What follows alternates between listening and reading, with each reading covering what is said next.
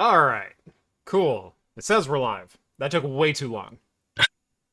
That was a full 90 seconds between me hitting go live and then YouTube going, I guess I'll generate a preview. Yeah, it's YouTube is just building anticipation at this point. It's Yeah. like the Alfred Hitchcock of streaming services. Yeah. To be fair, I think I hit live right at 6 o'clock. So those are complaining that I'm late. Yeah, I was on time. Oh, there you go. So So it's anyway, all YouTube's fault. yeah, it's all YouTube's fault. Yeah, Blame John. it's always easy. It's too easy. He's not here to defend himself, so it's perfect. That's exactly right. Yeah. Welcome to Talking Heads, everyone. Episode 341, your once-week live show for the latest in beer and tech news. I'm Jeff. And I'm Steve. Welcome to the show, everyone. Thank you all so much for joining on this Wednesday night or in podcast form over on Spotify or wherever your favorite podcasts are found. If you've never seen the show before, we talk beer, we talk tech, we talk games, pop culture, entertainment, sometimes some Star Trek. All super chats are read on the air so long as they will not permanently demonetize the channel. We do drink alcohol on the show, and if you're drinking along with us, alcoholic or not, let us know in the chat and we'll give some early show shoutouts as we go along. Last but not least, if you'd like to take part in the super secret chat and the even more super secret after party, think about joining the Patreon. Link is down in the video description. As a bonus, you'll get exclusive access to my Discord server where you can chat with myself, John, Brett, Steve, all the hosts from Talking Heads, and join the awesome community that hangs out over there. Oh yeah, and they do hang out. I mean, yes, most of the time without pants, so they do hang out. Yeah. You don't know We'll it, but yeah, you don't know it, but they're there. They're hanging out. That's right. Steve, how's it going? I am conscious, so we're good. Well, hey, that's always good. I'm not in a coma, and I'm here, right. So this is always good. Yeah. Surviving the heat wave that hasn't even hit yet. Yeah. Well, because my studio and office it's in a basement, so it stays relatively cool down here. Except just like you, I'm surrounded by PCs, so it still kind of gets warm.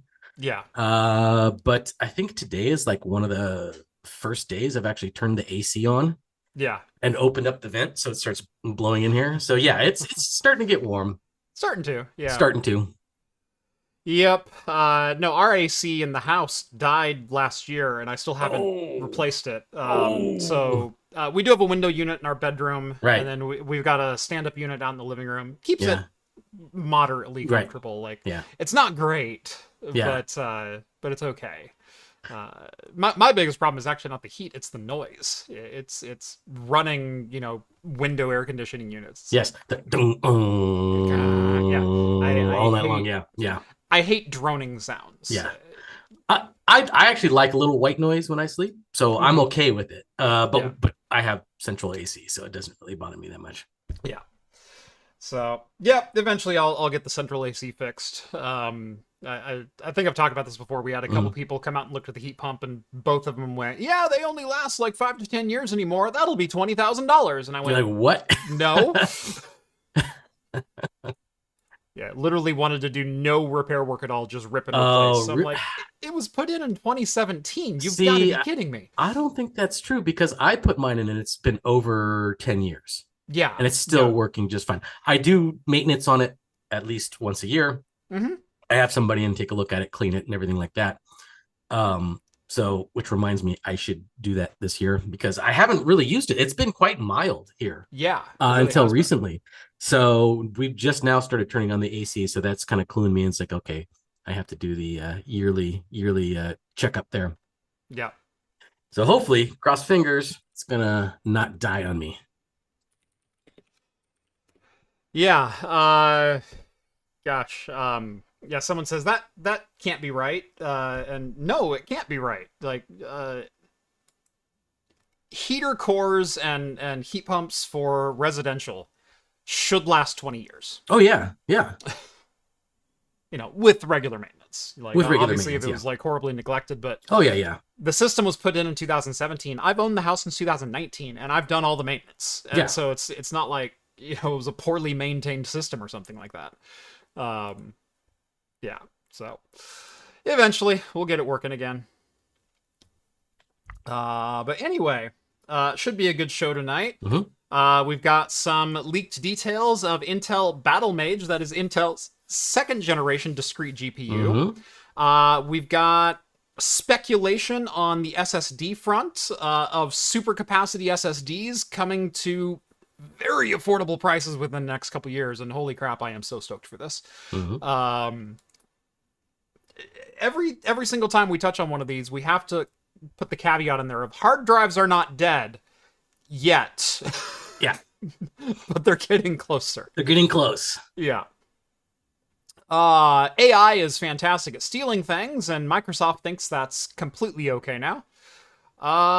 We've got some regulatory stuff. We've got some opinion stuff. It's going to be a good show.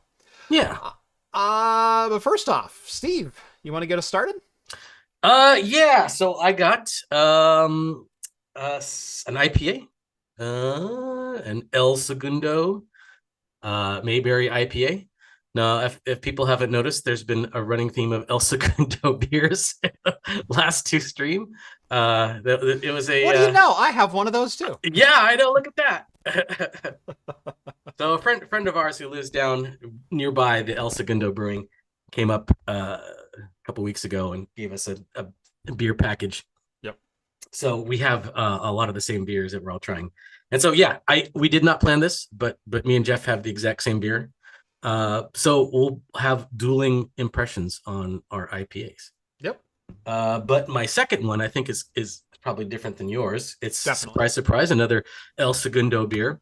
But this one is called Old Jetty, barley wine style ale, aged in whiskey casks. So if anybody has watched the show, they probably know that barley wine. I'm sorry, Steve, I have to interrupt you. Yeah. There. While you're announcing your beers, I'm like vaguely listening usually, but then I'm also like scrolling. Okay, what are beers that I want to mention from chat? Brett chimes in, drinking an Apathetic Inferno. It's a red blend, whiskey barrel aged, 16%. A giant double red? Giant red whiskey barrel aged. Dude, that sounds like something you want, like big time. Because I know you love reds. I love reds. I love red Yeah. ales. It's not often like I'm very familiar with a lot of beers, and I'm definitely a huge fan of a wide array of styles of beers. It's not often I'm like shocked. Yeah. When I just read a beer title and go, I have to have that. It's well, because one, it's very rare to find a double red. Right. I mean, they have them, but it's not that often. Right. And then on top of that, to have it whiskey barrel aged. Yeah. Yeah, you don't see that too often. And 15%. That's not a small percentage. That's 59. Wine, or 15.9. Yeah, 15. It's almost 16%. This is wine strength beer, a wine strength red. I've never seen that before. Not that high anyway. You were introducing your beer, and my it's like a grenade went off on the side of me, and all of a sudden I had that like GTA. Yeah. That tinnitus just driving. Yeah. You were dead to me. I want that. I want what Brett's having. What? Let's see. It's a red blend wine. Okay, so it's not a red ale, Oh, but still whiskey barrel aged. Okay. And I love a good red too. So. Okay. Oh, okay. I've had whiskey barrel aged wines before. Okay. Yeah. Okay. Okay, guys, in the chat, when you say red, specify whether it's wine or beer, because there's red wine and red beer. I was about to go look that up on Untapped. I was like, I'm amazed. I've never seen that. I was about to before. drive over to Brett's house. Like we can finish the show from there.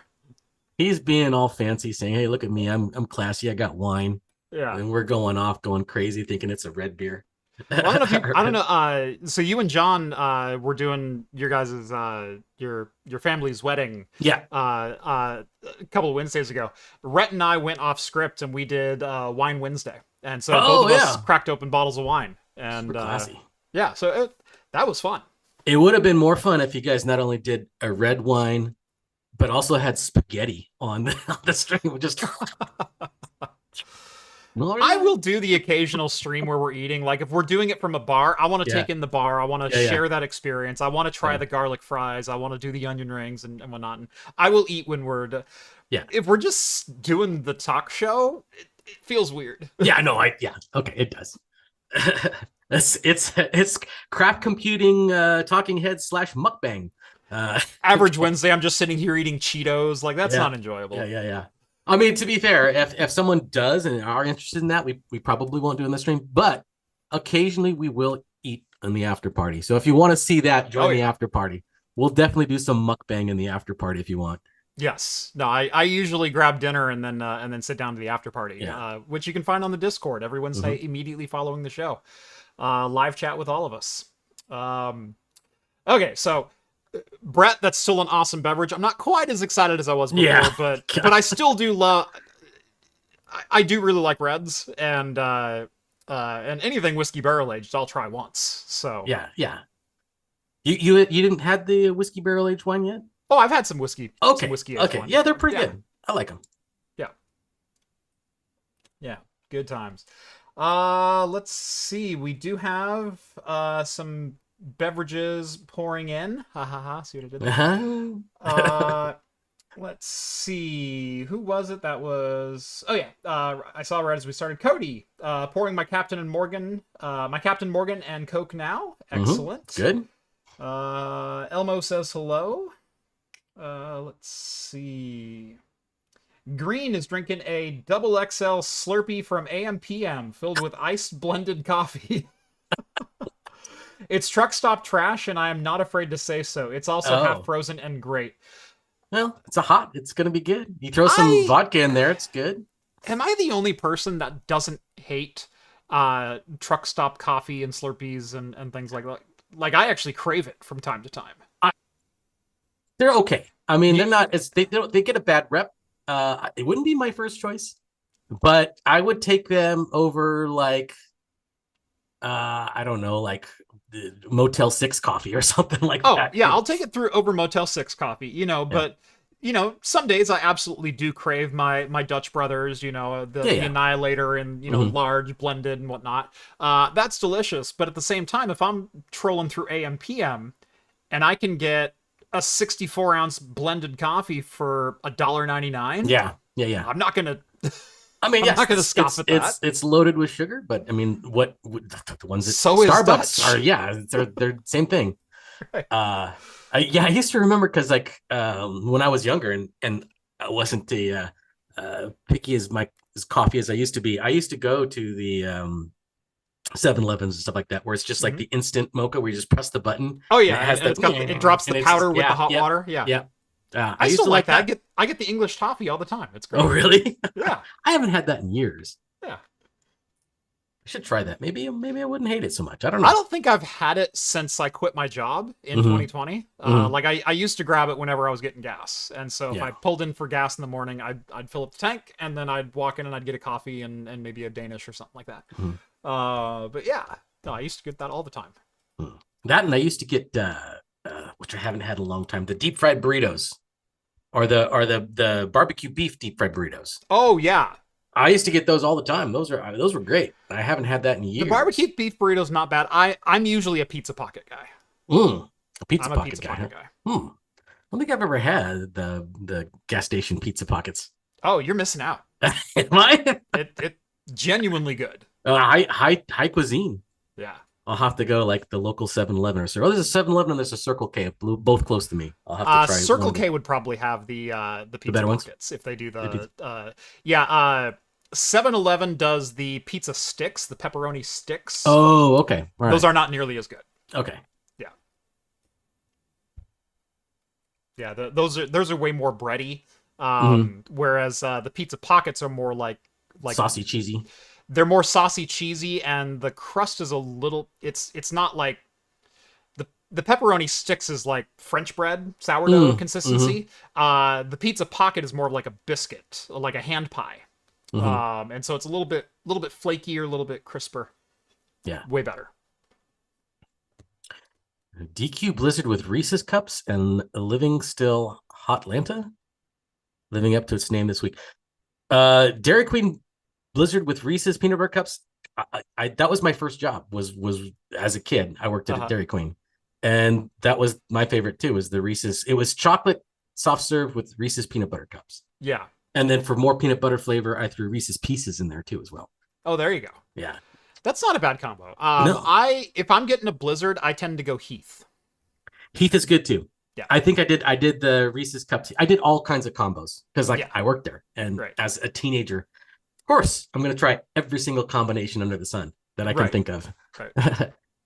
Reese's peanut butter cup and Nerds. How does that taste? I don't know. Let's try it. I mean, when I was a kid, Disgusting, but I tried it. When I was a kid, you had all the self-serve soda machines, and you get a graveyard whenever you went to the graveyard grog. Yes, What a graveyard at Dairy Queen sounds amazing. Oh yeah, no, that's what it was. We would like after hours, we would just sit there and like, well, what does this taste like? Well, let's go put it together and make a blizzard out of it. Yeah. That was a ton of fun. Nice.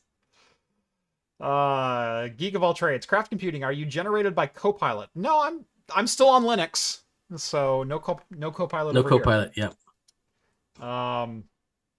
Anyway, we've been talking for a while. I'm getting thirsty. Yes, I'm gonna let's go open up our.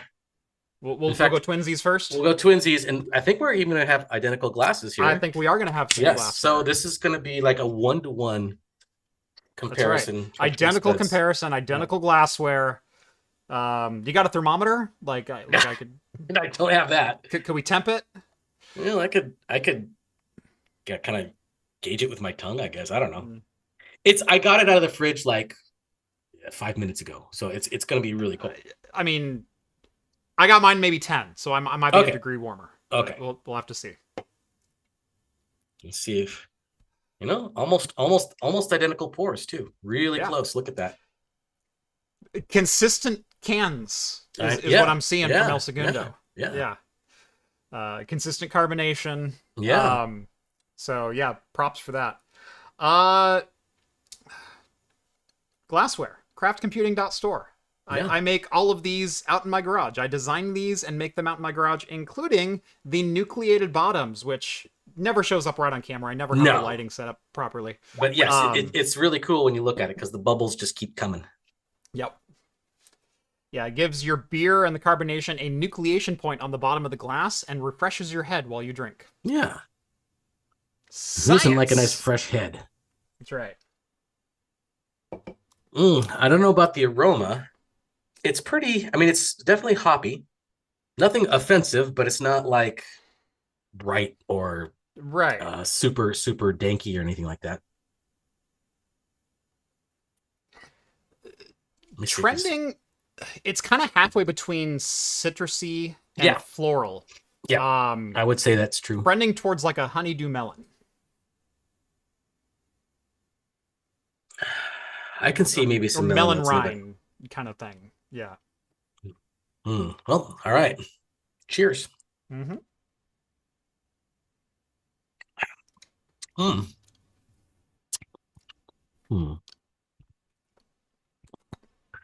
Not bad. First impression, I don't know that I like this one that much. Really? Yeah. I like the first initial flavor of it. Uh-huh. It's got the citra kind of bright citrusy hop flavor, but the back end it's got a weird aftertaste on the back end. I'm not too sure if super dry. Mm-hmm. And when you're a kid, you ever accidentally eat a dandelion? No, I've never done that actually. That's what the back end tastes like. Think it tastes okay? That might be the floral note you're picking up. It might be. Yeah. It tastes like dandelion. Okay, this has got mosaic hops. It takes center stage, West Coast IPA. So it's a mosaic, not citra, but it tastes like there's. Mosaic is one of those hops that have the citrusy notes to it, but right. I don't know. I like the initial sip. The lingering aftertaste, kind of bitter and floral. It's kind of dry. Super dry beer. Yeah. Very, very dry. Yeah, that because they used to have that trendy IPA, the Brute IPAs. This is bordering on that. Yeah. Yeah. Very heavily carbonated too. Yeah, very heavy. It might be more CO2 bitterant that we're tasting. Could be. I don't hate it, but I don't like it. Yeah. It's like very mid for me. Very, very mid. Yeah. Yeah. That's such an Oregon statement. Anyone accidentally eat a dandelion? I don't. Accidentally, whatever. Yeah, it's just I just fell on one and my mouth closed around it. So I'm like, why Right. not? Well, why not? Just chew on it. Yeah. Are the coffee mugs dishwasher safe? Based on the specifications I get from the manufacturer, we do recommend hand wash only. I can tell you personally, anecdotally, not official stance of craft computing, I throw mine in the dishwasher all the time and they work just fine. They get clean. They get clean. They don't fall apart. Right. Because these are laser etched, so it's not like he was talking the stainless steel, the coffee tumblers. Oh, the coffee tumblers. Oh, Yeah. I thought you meant he said the coffee mugs. Yeah. Okay. Yeah. I missed that no, part. my glassware is dishwasher safe. The coffee tumblers, official recommendation is hand wash only. Mm-hmm. But you'll be fine. Yeah. I think I've never expressly stated what my my warranty is. If you ever damage something, let me know. Mm-hmm. We'll make it right. We'll see. Yeah. So I mean, as long as you're not like in a drunken stupor and just smash it on the ground on purpose. Right. Yeah. Right. But yeah, dings and dents. Mm-hmm. Yep. It fell apart in the dishwasher. Give me a call. Yeah. Seriously. Yeah. And then go check out your dishwasher because it shouldn't be shaking apart your mugs. Right.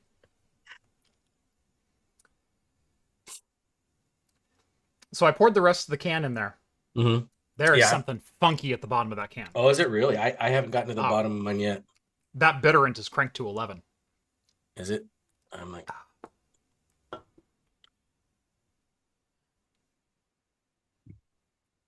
Well, it does say it is a West Coast IPA, and those do tend to be more bitter.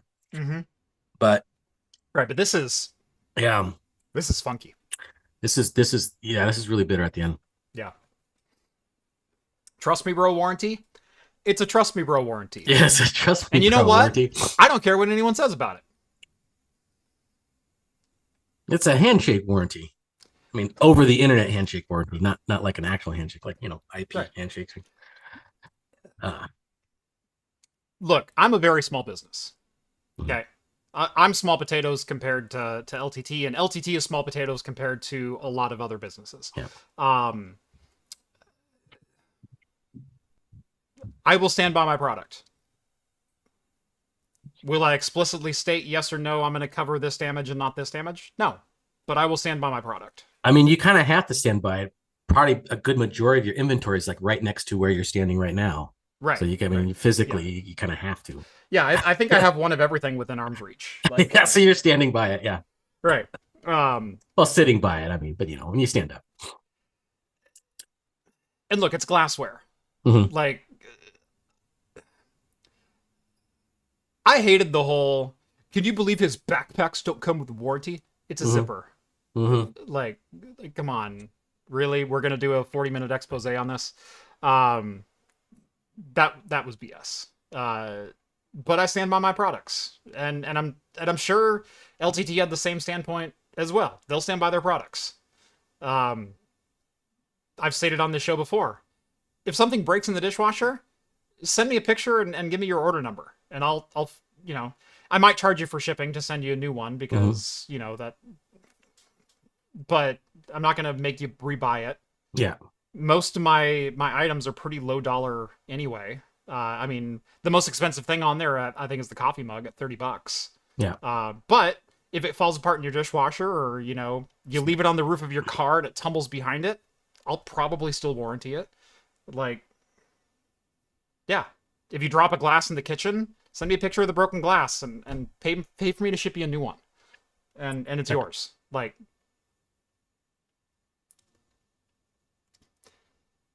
yeah. We don't need to bring ink and paper into this. To quote Mitch Hedberg. Steve from Gamers Nexus will be targeting you with the Axe Effect. The Axe Effect is in beta. By the time we roll out the full retail, it will have a full written disclosed warranty. Those are two different business models. Yeah. This is a glorified Etsy store. Like, yeah, like, we're doing mugs and glasses and whiskey stones. This is don't hit me with this false equivalency. nonsense. And when LTT starts, pumping out screwdrivers, yeah, maybe there's a point where it's no longer, and because they're having them bespoke manufactured, yeah, they are a major brand now. They are a major line of products.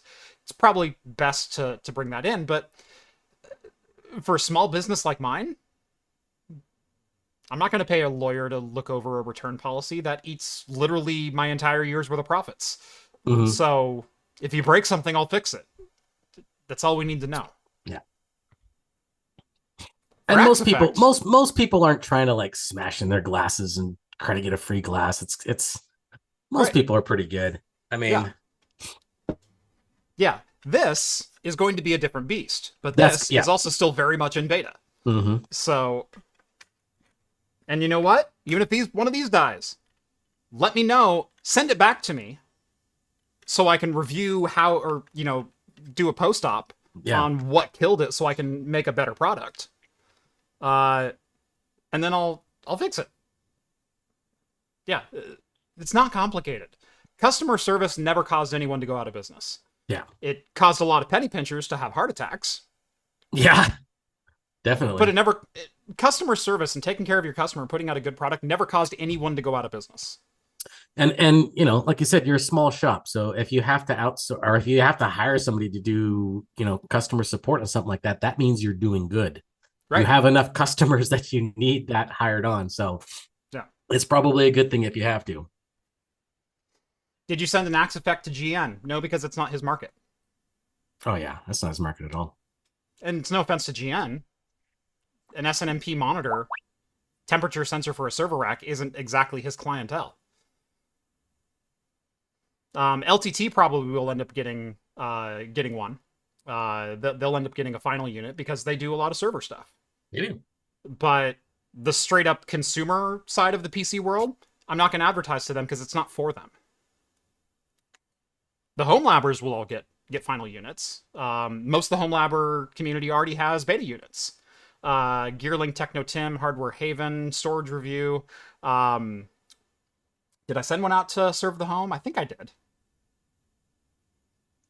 Unless Patrick never got me his address. But yeah, most of the home lab community got some because that's their market. That's who they market to, and that's who I want the product marketed to. So LTT is going to get one, but I can't think of another major consumer-focused review channel that I would even bother with, because no one's going to be interested from their audience.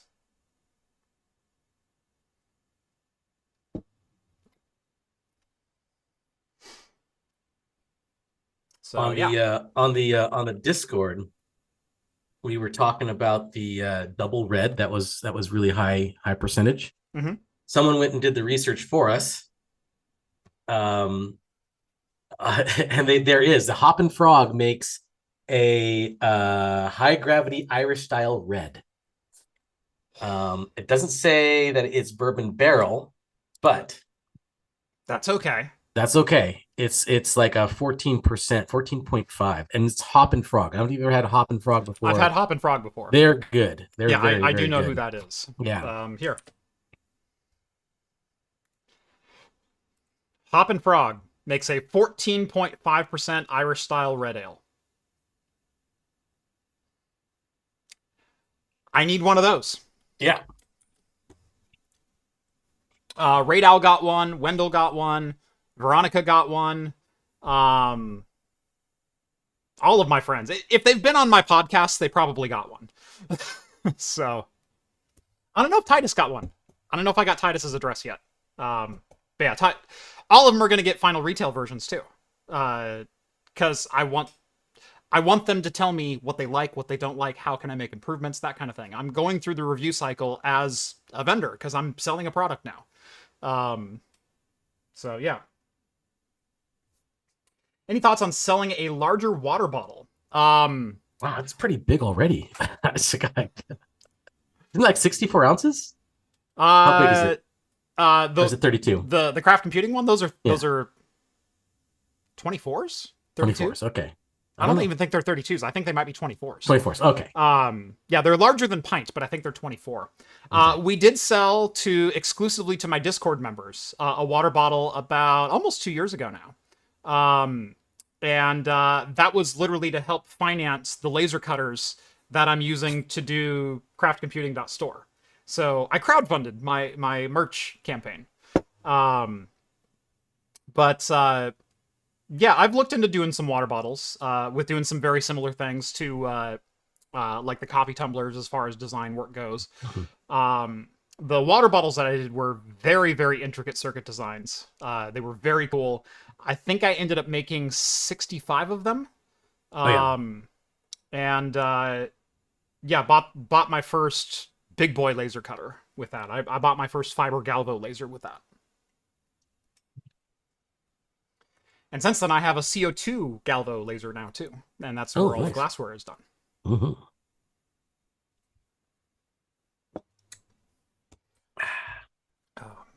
Jason says, loves his water bottle, uses it all the time. Yeah, I've looked at bringing water bottles back to the store.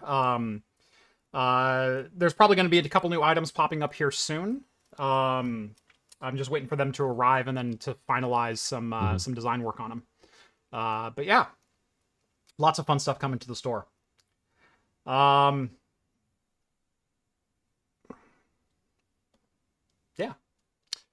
So we actually start news now? Yeah, let's actually start some news now. Okay. Not just talking about, giant red ales and... I could do that all day too, but that's not what everybody came for. Right, exactly. Intel. We have some leaked information about next generation Battlemage. That is Intel's second generation discrete graphics card. First generation was known as Alchemist. And second generation should be out before the end of the year, if all goes according to plan. There's also Alchemist GPU cores coming to, is it Arrow Lake? I think, for APUs. So we'll get our first glance probably at Arrow Lake, or at Battlemage on the Arrow Lake dies, when those are finally released, to give us some idea of... It'll give us some numbers to look at, but APUs are always different than discrete graphics cards because of shared memory bandwidth and everything else that goes along with those. So we will have to wait for a full discrete GPU launch to fully evaluate Alchemist versus Battlemage. But... some exciting news here. So apparently 2 different GPUs have been seen, the Battlemage X2 and X3 graphics cards, featuring up to 56 execution units on a 256-bit memory bus. To put it into perspective, 256-bit bus is one of the features that the modern NVIDIA cards are lacking as far as memory bandwidth. NVIDIA and AMD for the longest time, their base level cards had 256 bus, sometimes, 312, 384, as you climbed in the stack a little bit. Well, for the RX 7600 and the RTX 4060, those dropped to 192 bits. So we lost 25% of our overall memory bandwidth. Now we went up in memory speed from GDDR5 to GDDR6X, which does help earn some of that back, but you're still limited by the bus speed of the memory itself. So having a 256-bit bus on what should be a fairly reasonably priced card. Usually they are, yeah. The Intel ones are competitively priced, shall we say. Yeah. But the even more interesting thing is 56 execution units. If we look up the Intel A770, which is the Alchemist-based GPU, and we scroll down to... where's the execution? Nope. Where's the XEs? These were 32 execution unit. Almost based on Alchemist. And so, yeah, we're getting almost double essentially the core count. Yeah, 32 RT core. I believe it was 32 RT and 32 XE units, which is their execution units, which they insist on calling XE units instead of execution. Or Yeah. I just want to be cool. Right. Just try to be cool. Right. But yeah, jumping up from 32 to second generation with 56. That's going to be a good jump. Trying to be real competitive, and they might be. And considering at that $300 to $350 price point, they were already very highly competitive. If not an overall better value than the $300 cards from NVIDIA and AMD. If this card comes out for, $350, $399, I think it's going to be a very compelling option. Now, I haven't kept up, except the initial reviews. Has the driver software improved on it? Because I know there was some complaints with the initial driver release. Oh, drivers get better with Intel graphics literally every single month. Yeah, no, that's what I heard, but I haven't seen actual stats or anything like that. Yeah.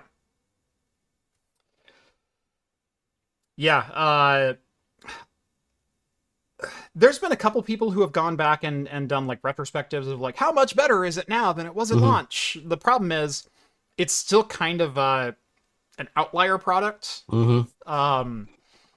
Where I think people are so hungry for a flagship GPU that unless a new flagship comes out, they're just going to ignore everything else. And that's really frustrating. Yeah. From both a consumer and a media standpoint. The 4090 is amazing. Yeah, the 4090 is $2,000. It's extremely expensive. Yeah. Yeah. No, I'm looking at some more budget friendly cards too, because I'm trying to build my LAN computer because I'm tired of lugging my giant main tower every time we go. So I'm looking to find something mid range, something that's gonna play everything that I want it to play, but it's gonna be nice and fit in the little tiny case. So, I don't know if these will be out by then, but maybe this might be an option. Especially if it comes out in the 350 range, that would be excellent. No, I think it's going to be a very compelling offering. It's going to be determined by price point. It's gotta be price friendly. It's got to be priced better than AMD and NVIDIA are. Right. Otherwise, people will not try it. Yeah, they won't. Which is unfortunate. It can't just be competitive. It has to be the right choice for that price point. But considering the A770 was already cranking out 2080 Ti level performance. For $300, it was not a bad deal at all. Yeah. If this can compete with, 3080, 4070 awesome. Level performance, that would be pretty good. I think they're going to have a winner on their hands. Yeah. There's also Battlemage. That's kind of a cool name, anyway. Battlemage. Oh, all the Intel cards have cool names. There was Alchemist the first time. There was Battlemage. I think one of them was Gemini. The next Necromancer is going to be the next one. Necromancer. You want the Necromancer? Actually, I think it might have been 4. Yeah. Hold on. Was it? Did they already use that? Code name. Alchemist, Battlemage, Celestial, and Druid. Druid. Okay. Yeah. They can't use all the cool ones right off the bat. They have to spread it out. They gotta spread it out. Right. They use them too much too fast. They're gonna end up with you're gonna have to use Cheeto-mancer or something like that at the end. Or summons the Cheetos. Yeah. Dangerously cheesy. Yeah, Intel going with D&D style names for their GPUs. Yes, and I am totally here for it. I absolutely love that. Everything, I think Battlemage, I think an Elder Scrolls Mage in full plate armor. I mean, Warlock wouldn't have been a bad choice either. Yeah.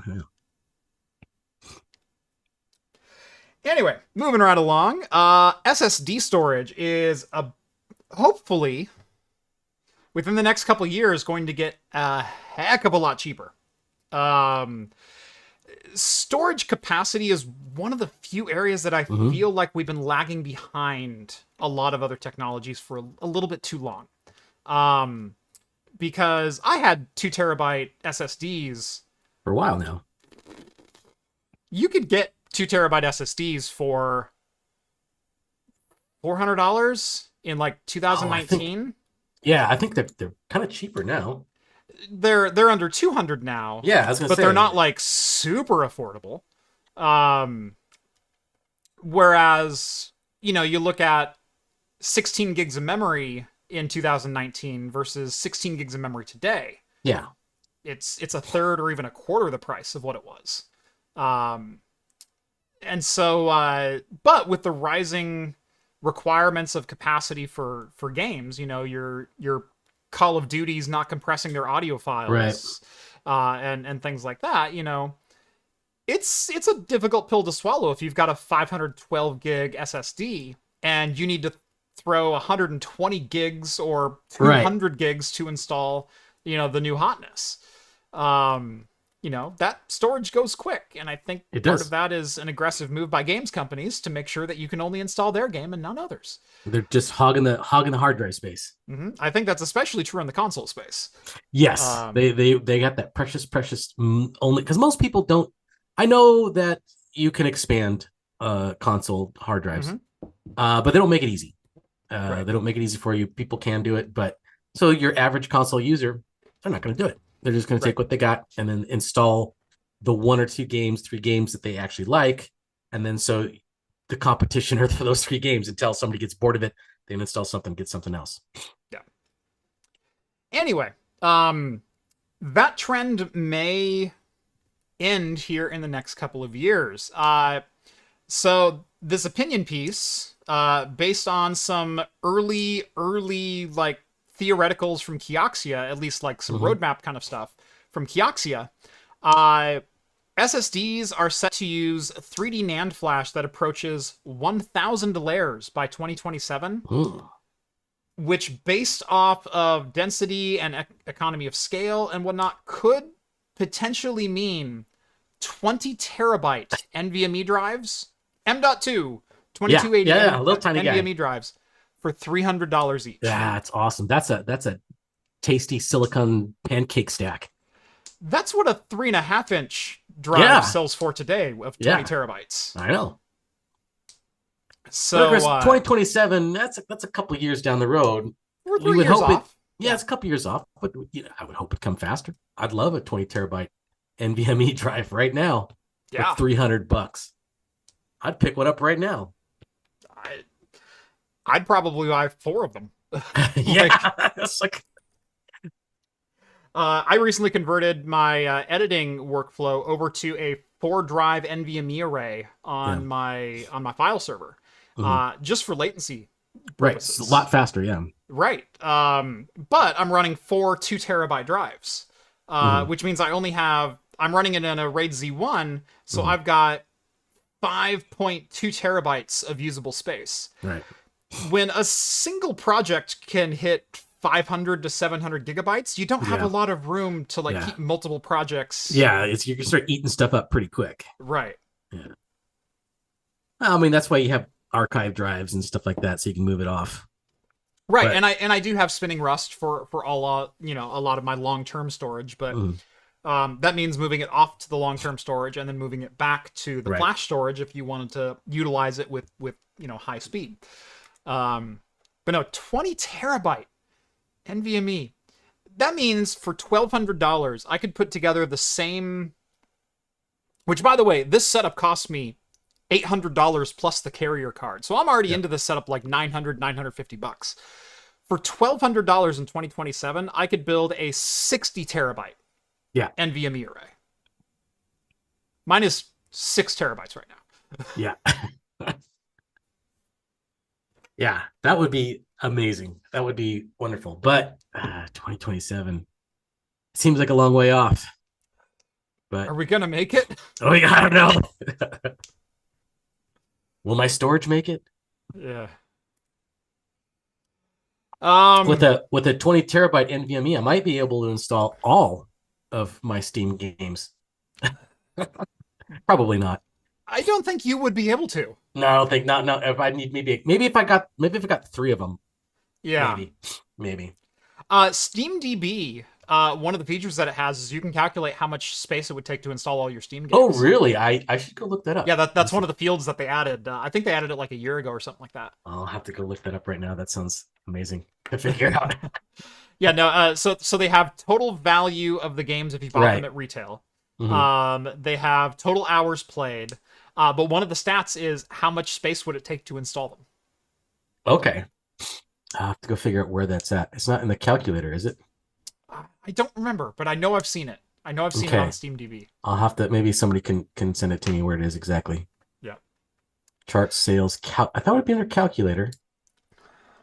What's your profile and Steam URL ID? Okay. It wants me to Yeah, you have it to have a wants me public to facing. I do have Yeah. that. But let's see.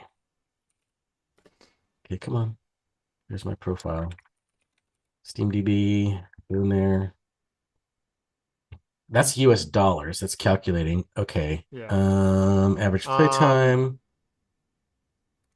account value. I don't see space or hard drive space. Hours on record, average could have price, swore lowest prices. they added that. Well, I might be missing it Yeah. too. Yeah. I don't see it on here. I just looked up the site myself. Okay. I know somewhere I've seen it. I know I've seen it somewhere. I know someone keeps track of it. Anyway, Yeah. our next story Mhm. comes to us from everyone's favorite home mortgage broker, Wells Fargo. Mhm.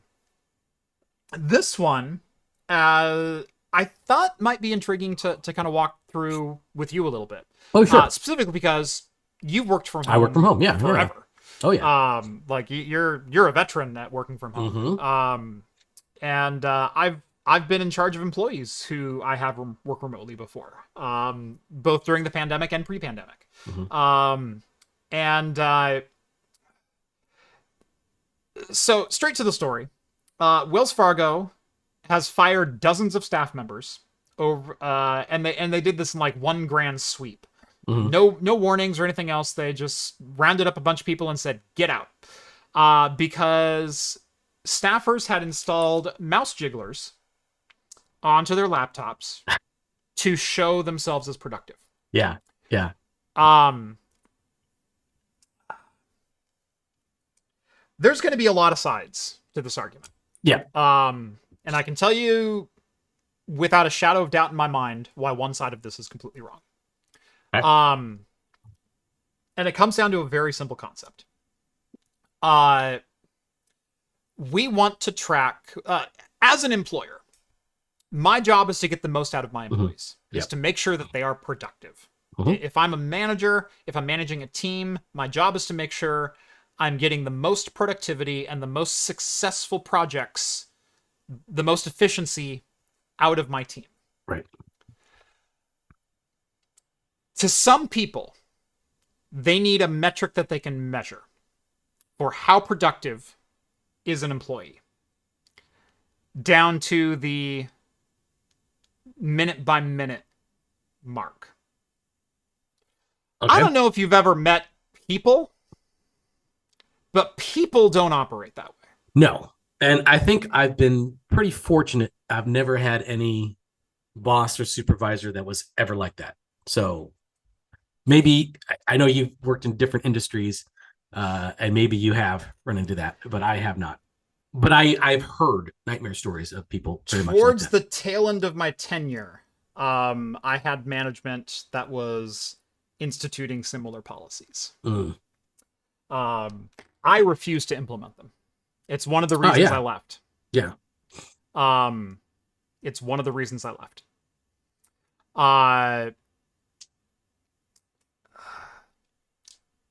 Basically, Wells Fargo, not to single them out, but I kind of want to. Wells Fargo has been implementing remote worker policies, and they give you a company-issued laptop, and you're supposed to do your job on your laptop. They measure your productivity not based on your expected workload, not based on performance, not based on efficiency, not based on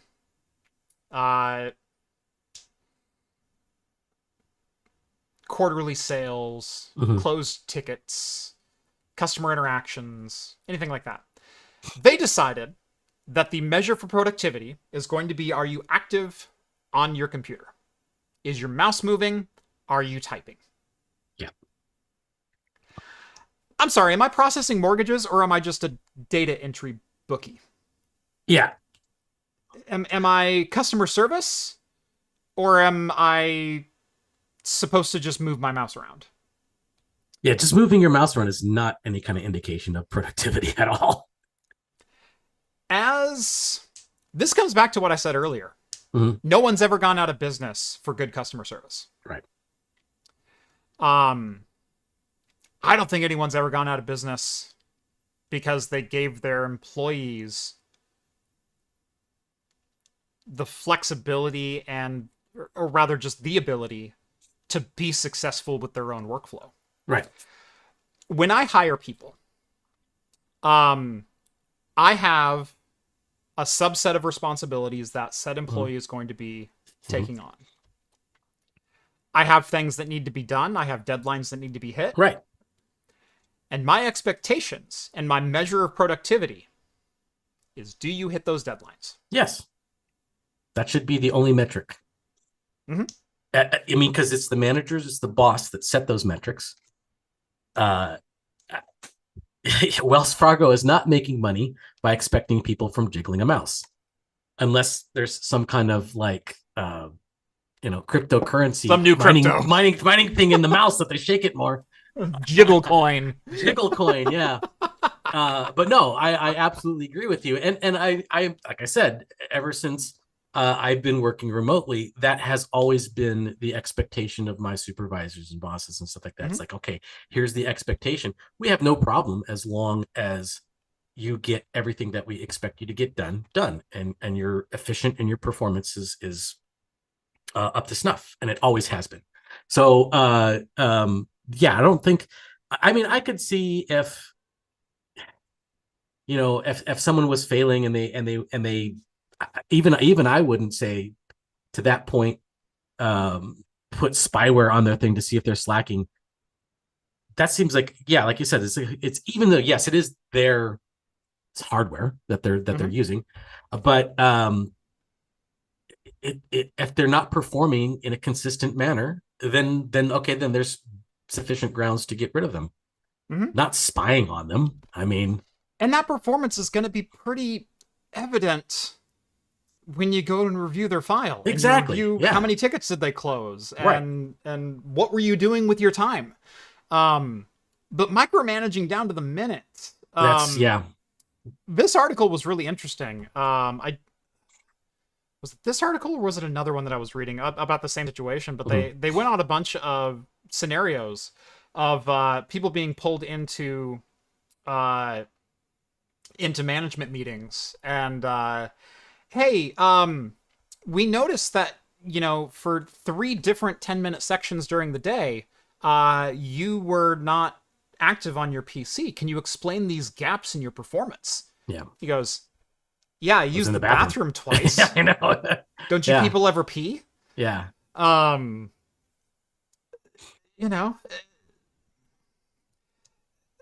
metric I like to say is you get what you measure. Wells Fargo decided they were going to measure mouse movement as a level of your productivity. That's a silly way, because there's no job in the world that is successful from just wiggling your mouse. Nope. Now, I mean, yes, and it could be based on the type of job you have. I mean, based on the metrics you want to do it on. Like you said, okay, tech support. How many tickets are they closing? If it's customer, service, or how many, things are they closing with that development? How many story points are you doing if you're doing, that type of methodology? But yeah, I mean, there's going to be a good metric to measure your job performance by, besides just key logging and mouse monitoring. Yep. Like I said, I used to manage a team of people, and while it wasn't like, there are different types of employment. If I'm employing a retail establishment, Yeah. I need to make sure the doors open when the doors should open. I Yeah. need to make sure the doors close when they should close. Mhm. I need to make sure that I have enough cashiers. I need to make sure I have enough stockers, and there are time frames in which those things have to happen, literally down to the 1 or 2 minute mark. Simply for the integrity of business. And so in those circumstances, I need those people to be reliable and on time. Right. And then there are other performance metrics that I need them to hit. I need them, I need cashiers to be effective.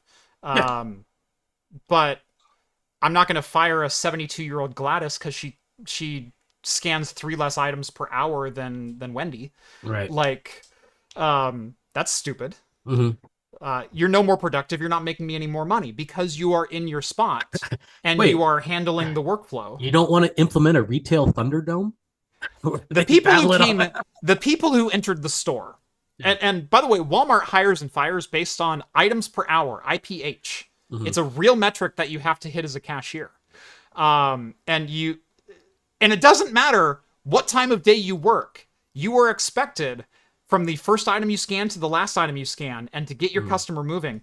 God help you if you work the Sunday at 10:30 a.m. shift when everyone gets out of church and you have 17 old ladies writing you checks. Yeah, exactly. I know. That tanks your IPH versus if you're working, like a Saturday at 2 p.m. when everyone's doing peak grocery shopping. You're scanning a 1.5 million items per second because everyone's coming through with these giant loaded carts, and then you just have to wait for one person to pay. Yeah. But you will get and lose shifts, and you will earn and lose jobs and earn and lose promotions based on your IPH, which is an arbitrary number and has no metrics within the real world. Right. But retail aside, I worked in an establishment where we did have to maintain office hours. Mm-hmm. But it wasn't everyone had to maintain those office hours. I needed someone in the office. Mm-hmm. And I had people who loved being there early. We typically started at 7:30, and I needed the office to be open until 4:30. Mm-hmm. I had people who would get there at 6 because it's quiet and they can get a couple quick things done and prep for their day. And so they would handle phone calls when it starts rolling in at 7:30. The bulk of my team shows up between 7:30 and 8 o'clock, but we're already answering phones. We're already getting the day worked out, getting tickets filled out and everything else. And then I had some people who liked working late because their spouse also works late, so they're not in a rush to go home. And so they'd work until, 4:45, 5 o'clock, 5:30. Not a problem. And then the other people would leave at 2:30 in the afternoon because they were done. And I gave them all the freedom to do that so long as the office hours were always being accommodated. Yep. And that's how we operated. I also operated on the assumption that life happens. And if you call me and go, hey, I'm going to be a half hour late, cool. Just make sure you work your hours. Yeah. Officially, I'm paying you by the hour. And so I need 8 hours out of you. But whether I get 7.5 today and 8.5 tomorrow, it doesn't matter to me as long as your tickets get closed. Yeah. It doesn't matter. It doesn't matter at all. Yeah. And so why people... Yeah, I don't understand. Insist on making this matter. This is. I mean, okay. I've worked for small companies. I've worked for big companies too, and this is very big company thinking type of stuff. And they're not. I have seen big companies implement some good policies, and I've seen them implement bad policies. This is obviously a bad policy implementation. This is lazy management, is what this is. This is a new thing where, yes, COVID happened and people started working more remote. People loved it. They didn't want to come back to the office. I don't know if this is an excuse to get people to come back into the office. Could be. I have no idea. But this is definitely... We'll uninstall that spyware on your computer if you come back to the office. By the way, we're still going to scrutinize your 7-minute bathroom break. This is definitely lazy management implementation, not knowing how to actually measure remote working productivity.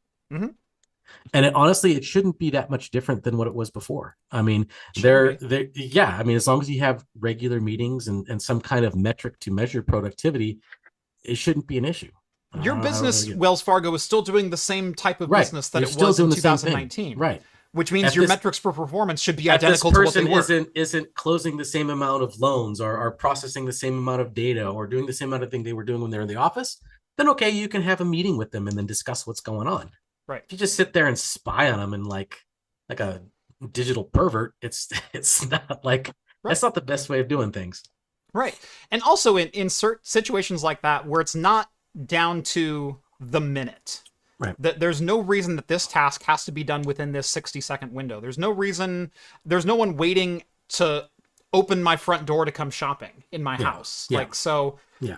if I roll in at 8:05 and log in, I'm not 5 minutes late. Yeah. No, I mean, like I said, I'm very lucky. And of course I'm, in the development sector. So they typically don't care as long as I get all of my stuff done. Well, you guys never do anything anyway. Yeah. Actually, when I read this article, the first thing that popped into my head is like, all right, how would I write something to actually fake all this? And I'm like, oh, that wouldn't be that hard. Actually. The problem is, I think it's actually harder than you think. No, it wouldn't be. Okay, especially since we're going to cover another story later on about AI and the whole implement of AI with the AI API. Yeah. You could just put a prompt. You can write an application. Say you want to fake writing code. Yeah. It doesn't even have to be what the code is. You could program an interface that says, okay, I want to make it look like I'm working. And then you can have like various AI prompts that you store in a database or store in a text file or something like that. I think you're making it way too complicated. No. This because you could intermix it with it. Because what if they put a keylogger on your thing, right? So yeah, there's things where you can make it look like you're just hitting a key press or you're wiggling your mouse. But if they had a keylogger in there and they actually reviewed the logs, it would look like nonsense, right? If you actually had AI and you say, I want to find out what, I'm going to make this kind of Java application, and it would spit back code, and you could sit there and just have it metered out and type into an interface, and even a keylogger would capture that, and it would look like you're actually writing code, and you could also have the mouse move around in various spots. You're still making this way too complicated, and I'll tell you why. I'm just trying to make it foolproof is what I'm thinking of. My idea is foolproof too. Okay.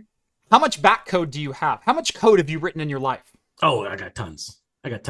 Then just read your old code as a log file and retype it. That's true. You could do that. You could use a repository or something like that.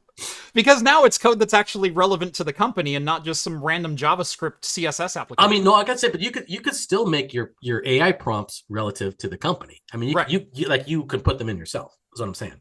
Mm-hmm. But ChatGPT, I want you to write me an application that does this, but I want you to do it at 4 characters per second. Well, you can grab all the code from the API, and then the application would just type it out for you, whatever. Yeah. No, I know. Yeah, the AI would type it out, but you don't say, I don't want like a 5,000 line string. I want you to type it out at this rate. Yeah. I want you to drip feed me. I want an IV drip of code.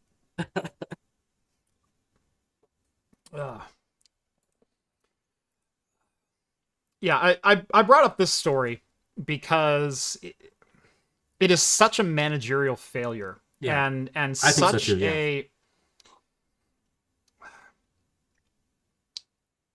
Look, I've never worked in big business. I've never worked for or had any relevant roles with companies that had 1 million employees. Right. Maybe I'm off my rocker here. But we really need to reevaluate for some positions. Again, retail notwithstanding, there's a number of other things notwithstanding.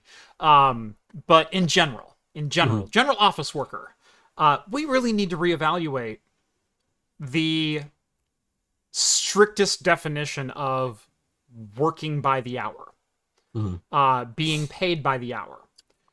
My expectation as a business owner, as an employer, can certainly be, this is a 40-hour position. I expect 40 hours of work out of you. Yeah. Every single employee you hire is going to have different levels of productivity within that 40-hour flow. Holding someone's feet to the fire because they took a 3-minute bathroom break 4 different times, or they had a personal phone call that came in and it ran a little bit longer for your liking. They're not wasting any of your time. They're really not. And so stop treating it like theft. Yeah. Stop treating it like they've taken something from you and you're not getting the value out of that employee. That if you treat the employee well, they'll understand that I was on a 20-minute phone call. you know, I'm gonna say 10, 15 minutes later, or I'm gonna think about this while I'm at home tonight, and I'll come back tomorrow with a really good solution. Yeah. And you know what? Every employee has an off day, and every employee has days when they're absolutely on fire. And well, that was the thing that I always thought about was funny, because I think a lot of programmers, does that never enter the conversation? A lot of programmers always joke about this all the time, and I've talked to several of them, and anybody out in the audience would probably think the same thing through. Too, you have a project at work and you're coding it or whatever, and sometimes you run into issues all the time, design issues all the time. Yeah, you're brainstorming, you're thinking about it. You stop. You're done for the day. You go home. Yeah, you're still thinking about it. You think about that problem. Right. At home. Should I clock in? Should I clock in? Yeah. How come I'm not getting paid for thinking about this? I'm using up my human clock speed for this. Right. Why am I not getting paid for this? Right. And that's why I always thought, I mean, salary kind of makes more sense in that type of a case, because as long as you are productive and you're actually solving things for the company, you become a valuable asset for you, for the company, and they should hopefully treat you that way. If you start not being of value to that company, then yeah, there should be some kind of evaluation and maybe renegotiation of that, or maybe even firing if you're like, you know, not pulling your weight. But that should be the metric, not the mouse jiggle. That's just ridiculous. Yeah. So I want to see it change, but the problem is it's never going to change. I mean, I get it. Like when you go to giant scale, like you said, millions of employees, it's a difficult thing to manage, but this is a failure of management. It really is. They're not imaginative enough to figure out this problem. I get it. You have a lot of people. You have a personnel problem, a way of monitoring the people. You're looking for a simple solution, and this is not it. This is not it. I was doing a task the other day. So our tortoise is getting a little bit too large for their enclosure. Stay with me. This is relevant. Okay. So my design process for a lot of different things, especially if I need to visualize something in 3D space, is typically not to sit down and just start CADing it up. It's actually to sit down and draw something to scale. It's sit down with a ruler and a pen on a piece of paper, figure out what my scale is, draw my footprint, my top view footprint, and then do like a couple of isometric views, get an idea for the size, the scale, the ratios, the everything else. Right. And then when I think I have something worth turning into CAD, I'll then go to CAD. And I'll put in materials and go, okay, well, I want to build with 3/4 inch ply. Oh, this angle doesn't work then, so we can tweak this. But I can't tweak it until I have an estimation of what I need. Right. A quick SketchUp, yeah. Right, exactly. And so the fastest way for my brain to do that is literally just sketching. Just sketch it out, yeah. Right. And I do this with design work too. I you know, I'll go, oh, you know, hey, I want to do a pint glass. Like, what's a cool design? You know, let's fill the negative space. Is this too busy? Is it not enough? Okay, now let's go out and let's actually DNG this out. My wife knew I was doing this. And so I'm sitting at the kitchen table and I've got like 3 or 4 pieces of paper in front of me and a couple bad ideas and a couple good ideas. And I'm just sketching through things. She goes, why don't you just do that in the computer? I said, because that's not my workflow. It's not as fast, yeah. That's not my workflow. It will eventually get on the computer. Right, that's not my workflow for this type of imaginative thinking. Yeah. If I was working for a company that required 100% of my job to be done on the computer, and if there was a 5-minute lapse, now I'm being penalized for that. Right, because you're sitting there sketching on your tab, they would never get anything out of me. Right. And they'd fire a good employee. They'd fire a good employee who simply had a different workflow. Oh yeah. Now, obviously, doesn't work for every company. You know, if you're in data entry, you should probably be entering data. But at the same time, some of your data entry job might be calling to get data. It might be team management. It might be discussing the data points that you entered. There's a million other things that you could be doing that aren't necessarily just typing in zeros and ones into an Excel spreadsheet. And so they took the lowest common denominator of what do people do at home? Well, they work on their computers. Well, we better make sure that for 8 hours a Yeah, day, they're on with their no computers. more than a 5 minute gap to allow them to go use the bathroom, Yeah. that they are working on their computer. How do you work on a Hmm. computer? Well, I've seen people use the mouse a lot. Hmm. Yeah. There were 2 or 3 minutes where I was sitting there designing that thing, where Just I would sitting kick there. back and I just look at it and I'd go, all right, I know I need to put a window in here. Uh, I know I need to design a ramp and it needs to have footholds on it. And so what's the maximum angle that I can get, and what's the rise going to look on that? What's the tread going to look like, and can she climb that? Is it wide enough at the base and at the Right. top and everything? So, thinking about all that, and my pen was down for 10 Yeah. minutes. Yeah. I mean, we had the same kind of philosophy, and not at this particular company, but my old one was a small company, and I love my old boss. He was Mhm. great. We would have the same type of things when we were designing a new piece of software. We would have these, literally, I mean, it was whiteboard, it wasn't on pieces of paper, but we were doing those type of designs, and we would sit there and all discuss it and sketch it out, what we wanted it to be. I mean, and we also had drinks. I mean, we had it was 10 o'clock in the morning and we're like, hey, you guys want a whiskey and coke? Hey, you want Yeah, Seagram yeah. 7? Yeah. That's we had that. Got a beer? Yeah, let's go. He also knew that, like, yeah, with a little loosey goosey, you get a little Mhm. creativity flowing. That's what kind of makes the thing work, as long as you weren't like slobbered down drunk by the end of the day. But Right. um, yeah, it was like we got a lot of stuff done. We had a great design, and from that, we were able to make story points for the software and just kind of how it would flow, and then we can separate the workflow of that. Yeah. And yeah, but that wasn't tracked with moving your No. mouse around or anything like that at all. No. So Um, when I held meetings, I didn't come with a laptop. I would typically come with printed sheets of paper. I would print the tickets out. That way I'm not scrolling through endless tickets. That we're trying to discuss for problem solving. Um, I can literally physically flip a page and go, hey, has this one been done yet? What's the story on this? And then do I need to follow up? And I'd make a little mark and I'd set it aside. If I need someone to follow up, I would physically hand them that piece of paper. And so yeah. they'd walk away from a meeting with 4 or 5 pieces of paper and they'd go make notations in the ticket system and whatnot. But it's not something that needed to be done at the meeting. Right. And this way, if they have a physical item, they take it back to their desk. Now they have accountability for the things that are their responsibility.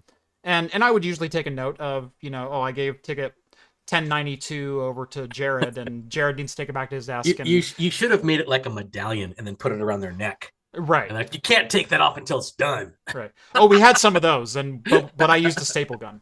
Oh, there you go. Yeah, Right on them. follow up. Yeah, Yeah. um, yeah. But sometimes physical is just better, and it's like, yeah, we Sometimes, had yeah. the tech to throw it up on the projector and on the screen and whatnot. But Yeah. sometimes it's literally just easier to go, hey, what was this? And can you follow up on that? Or, oh, Yeah. this one's done. Cool. We'll I, cross that I've, one off. I mean, yes, I kind of agree with you, but I've seen that go to the extreme too. I knew people who had so many sticky notes on the outside of their monitor. It was Oh, like I hate that. it was like a lion's mane of sticky notes, and just Yeah. everything is like, it was so disorganized. It's like, how do you keep track of that? Mm-hmm. At some point, you have to prioritize. And if you get that many bits of information, you have to digitize it and prioritize it to make it Yeah. more efficient. Yeah. But Oh, and we had thousands of tickets in our system. But we would usually do a Monday morning meeting. And if there was a ticket that was long outstanding or waiting on something or everything, I would have printouts of those tickets that I needed to address. Or I got a request from another manager to follow up on something. Hey, what's the status of this one? This has taken a week or so. I would go, oh, I would look up the ticket. Who's it assigned to? What's the last notation? If I had a question, I would print that ticket out and then I'd bring it to our meeting and we'd discuss it at the meeting, and whoever's responsibility it is from there on out, here's your ticket. Or make a note and on the ticket itself that I need to send an email to this guy that says this. And then I take my stack back to my desk and I do my things with them. And it just worked better. Yeah. And no amount of mouse jiggling is going to make that system more efficient. So, yeah. The issue is,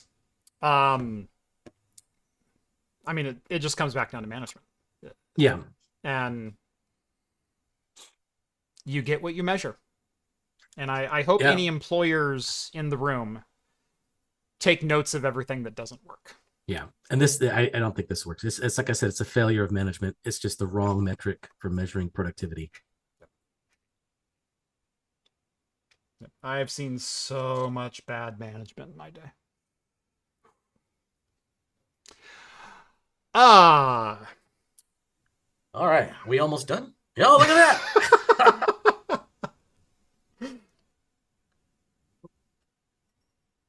So, post-mortem. Did it This get a one little got better? better as it warmed up. Yeah. I think the This one got bitterness better. kind of faded away. The bitterness faded away at the back end. Mhm. Like I said, it's still bitter. It's still bitter. It wasn't as bad as the initial taste, though. It's not nearly as dry, and I think the dryness with that bitter that Just really made it made it worse. stick. Like I said, it was like coming up with a mouthful of weeds. Right. It's Weeds, not weed. Yeah. It's still, it hasn't, yes, the temperature helped a little bit, but it hasn't really elevated into a status of I recommend. Right. It's just, it's still mid. It's a little better than mid, but it's still mid. It's still mid. 275. I might give it a 275. I ain't giving it a 3. I was to say I would give it a 3, but I'm like, no, that's a little too generous. Nope. 275 is 275. 3 is if I look down into a random barrel at a barbecue, I go, oh, they have Mayberry IPA. I like that one. That's a 3.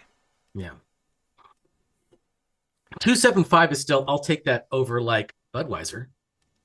Oh yeah.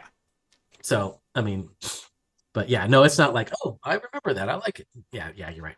Budweiser's a 1.5. Yes. Unless it's the only beer there, then I will drink it. If Budweiser is the only beer, I will drink water. I have had ice cold Budweiser, and that was okay. It had to be ice cold. Still, other than that, no, not that bad. Hard pass. Yeah, no, I've been over to friends' houses where I'm helping them with computers or cars or whatever else. You want hey, beer? do you want a beer? Yeah, what do you got? Oh, I got Miller. Water's okay. Miller's not too bad. Come on. I'll take a Miller over Budweiser. As far as domestics go, Coors Banquet, Miller, those are fine. Yeah. So Corona's okay. But like Coors Light, Budweiser, these are not good beers. I will take a good number of my problem is the rice. It's that rice. The rice that they put in there, yeah. I cannot stand rice as a grain. Yeah. And all the big ones do it. Yeah. Bud, Miller, Coors, they all use rice as their core grain, and I cannot stand that. This is beer, not sake. Come on. Right. Yeah. Right. If I wanted sake, I'd go get sake. Get sake. But Rev says 0.75. No, I say 1.5 because I've had beers that are far worse. Yeah. That are trying to be better, and you have to have room to go below. So I've had beers that have straight up poured out before. I don't think where does Natty Ice come in? I haven't had Natty Ice in years, so I can't really say. But from my memory, I would put it on the same level as like Coors Light, if I recall correctly. Natty Ice, yeah, it's going to be there with the bulk of the domestics. I will drink malt beverages, so your Mike's Hard Lemonade and whatnot. Yeah. Way before I reach for a domestic. Well, they're just so sweet. I mean, like soda pops already. Right. Yeah. I don't mind a Mike's on a hot day. I'm probably going to have a couple of them tomorrow. Yeah. 4th of July. Good times. Yeah. So. Anyway. All right. Let's see. We've got some AI news to talk about, but the funny haha kind, not the inevitable death of our society, or maybe a little bit of both. Yeah. Or did you want to pour your second beer? I'm going to pour my second beer. Yes. And I don't know what you had because you didn't say. I didn't say. Oh, is that a head? No, what is that? It's not a heady topper. It looks like a heady topper. Not a heady topper. It's the black and silver can. This is a Modest Man. Check Your Head Mega Edition. Oh. It is a double IPA, 3 times double dry hopped with Citra and Mosaic, 8.5%. Oh, triple dry hop, huh? Triple dry hop, Citra Mosaic. That's gonna be good. Although I'm going in the exact opposite direction. I'm going barley wine. I'm going more malty, sweet coffee notes. I'm gonna put it in my nice thick glass.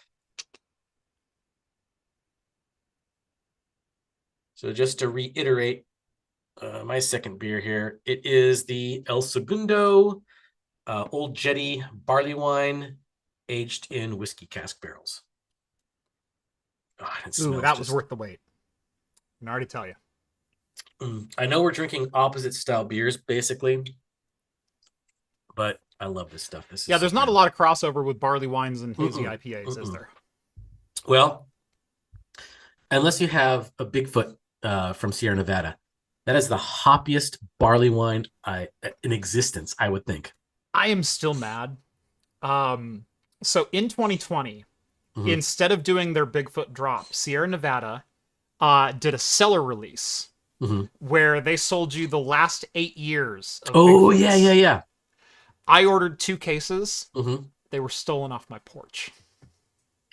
What? It's the only thing I've ever had porch pirated in my life, and it was 2 cases of Sierra Nevada Bigfoot the previous 8 years, so 2013 through 2020. They got stolen off my porch. This may be a small consolation to it. That sucks. That really sucks. Yeah. A small consolation. It's like $170 for the beer. But if this person didn't like hoppy beers and they were aged, they're still going to be hoppy. Because I've tried some old Sierra Nevada barley wines, the Bigfoot ones. Yeah. They're still like super hoppy.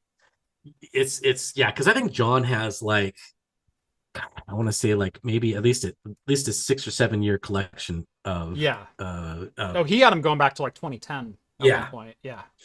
And we tried like some old ones that were like maybe 6-7 years old, and they were still like extremely hoppy. Yeah. Not like this. This one is almost no hop flavor. Whiskey barrel comes forward, very malty, very caramely. This is just wonderful. I love a good barley wine. And I think you have this can too. I think I do. Yeah. You do. Yeah. So I think I saw that one. Yeah. I'm almost positive. It's there. It's there. Yeah, no, that's right. Yeah, no, because I was telling Aaron, there's 2 things that get my attention. We'll get to the barley wine in a second, but the quad IPA at 13.5%, that has my attention. I love the quads too. Let's see. Dominic says, Craft Computing drinking a hard Mountain Dew Baja Blast mango. I haven't tried the hard Mountain Dews yet. I may need to go pick up a case of that. Tomorrow. I had them when John did the review of them. They taste exactly like Mountain Dews, but they got a little liquor in them. Honestly, not much different from buying those Mountain Dews and just pouring a little vodka in it. It's the same thing, honestly. I mean, that's better than the alternative where they taste like the Jack Daniels Jack and Cokes. Oh, yeah. No, those are terrible. Those don't taste anything like Jack and Cokes. Those were awful. Those are terrible. It wasn't Jack Daniels and it wasn't Coke. No.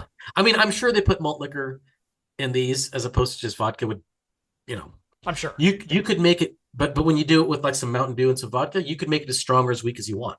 Right.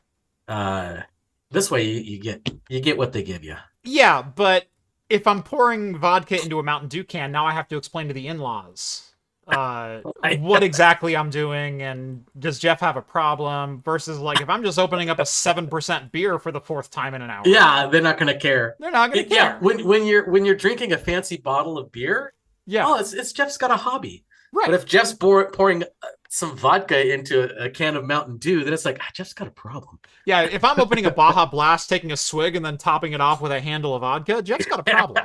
Yeah.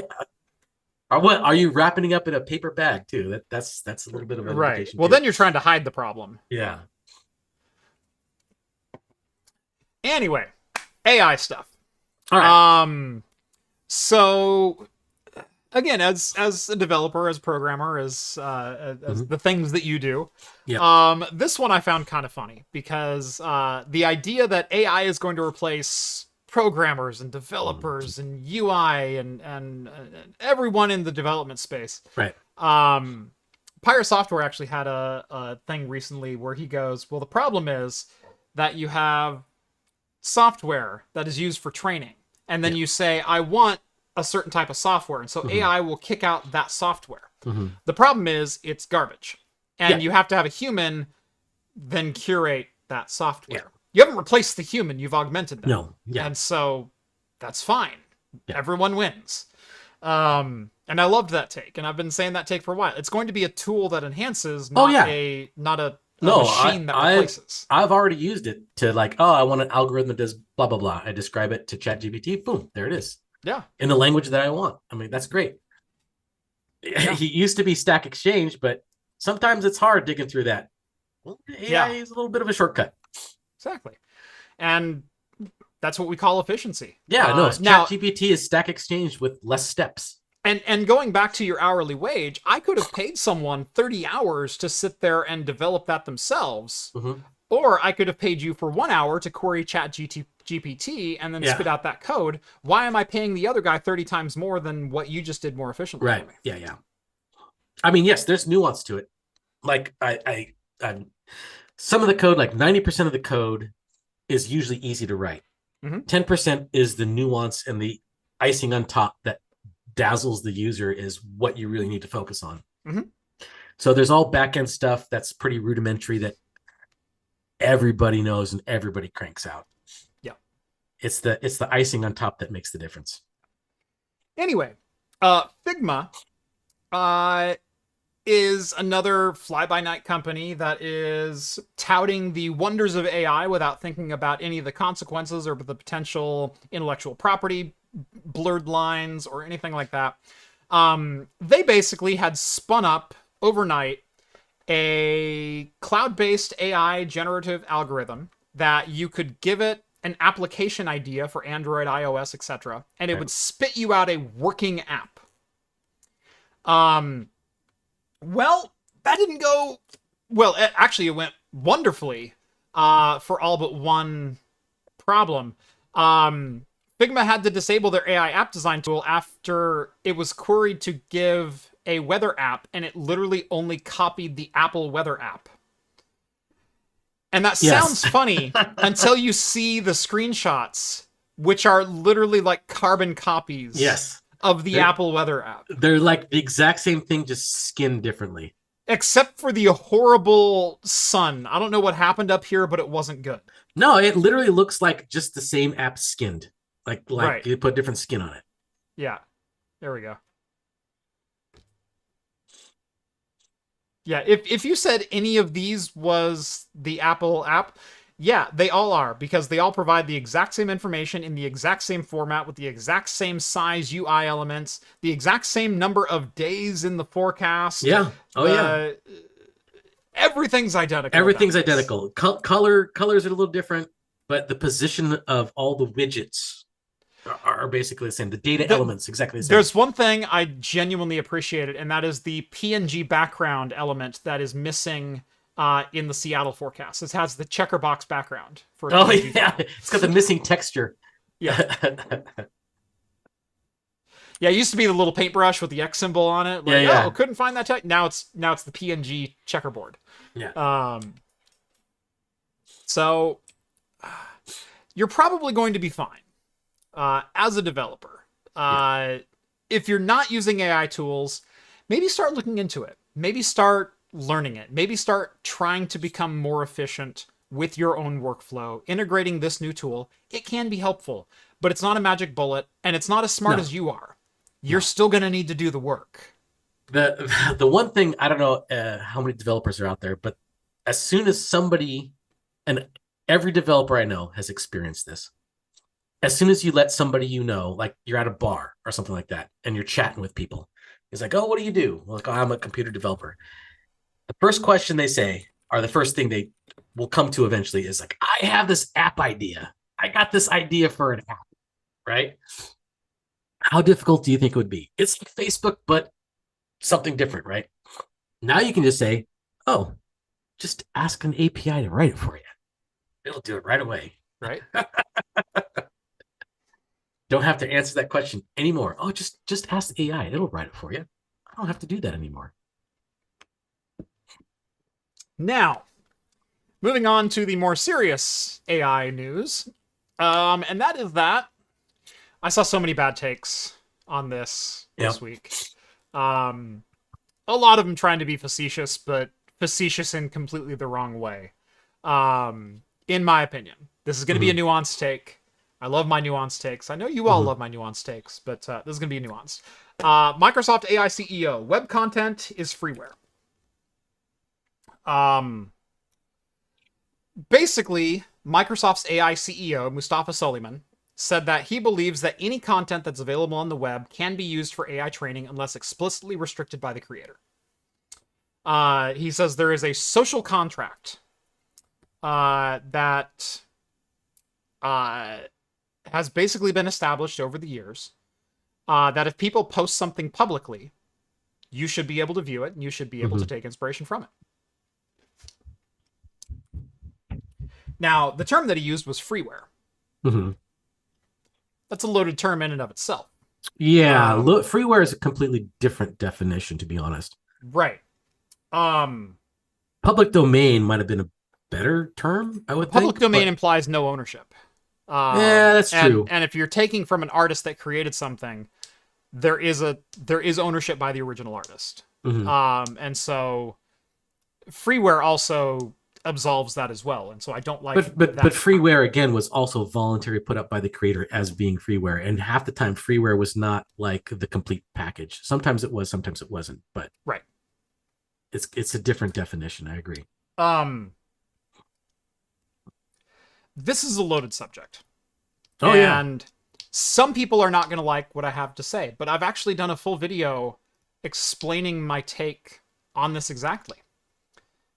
What is the difference between an AI algorithm drawing inspiration from thousands of artworks across history and you as an artist drawing inspiration from artworks of thousands of artists across history?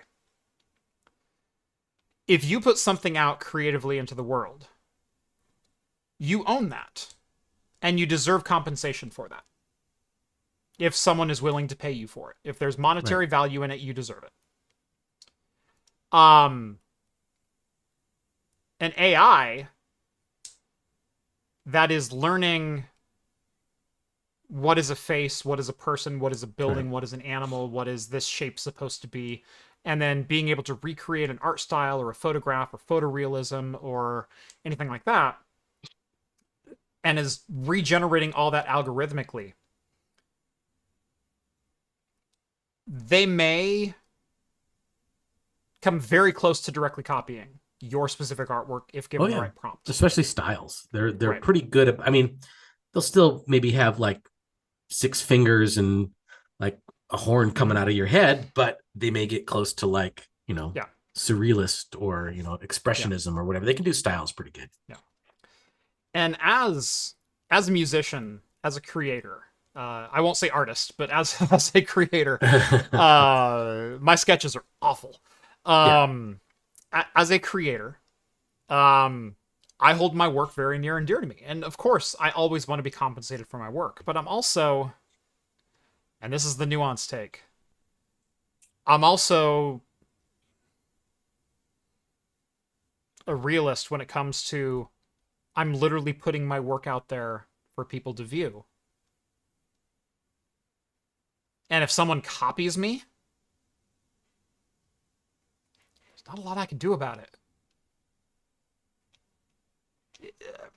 Do you know how many? If they directly copy, if they literally copy paste and say that's them, you do have recourse for that. If they especially with YouTube, If someone were to download my video and re-upload my video, which happens all the goddamn time, all over the place, yes. I have tools, I have recourse to say that's my video.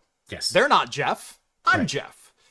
I can have them taken down, or I can issue copyright strikes or take monetization, or I have a number of tools as a creator and a copyright owner in issue of direct plagiarism.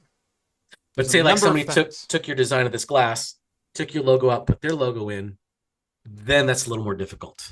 Right. I would still have direct recourse. You think so? Number one, the actual circuitry on this came from a licensed image, which I purchased the license for recreation, and specifically have this image and the elements within the image licensed for commercial use. I paid a license for that. Right. So even if they removed my logo, the elements within this are still copyright of the original license holder. I'm not saying you wouldn't have zero ability. I'm just saying it's harder. It's harder to do it. And this design is inherently mine. I own this design, and I license the elements within it. Right. But then we get to AI. AI is not copy and pasting. It's not. It's blurring a line. Yeah. But it's not copy and pasting. I've always interpreted like almost like a fever dream of something that you know. Like you dream of something that you're very familiar with, but it's not quite right. Yeah. That's what AI kind of is right now, anyway. Yeah. For me.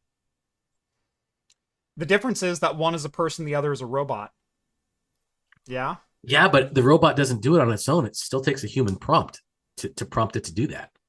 It can. It'll still take a human prompt, right? And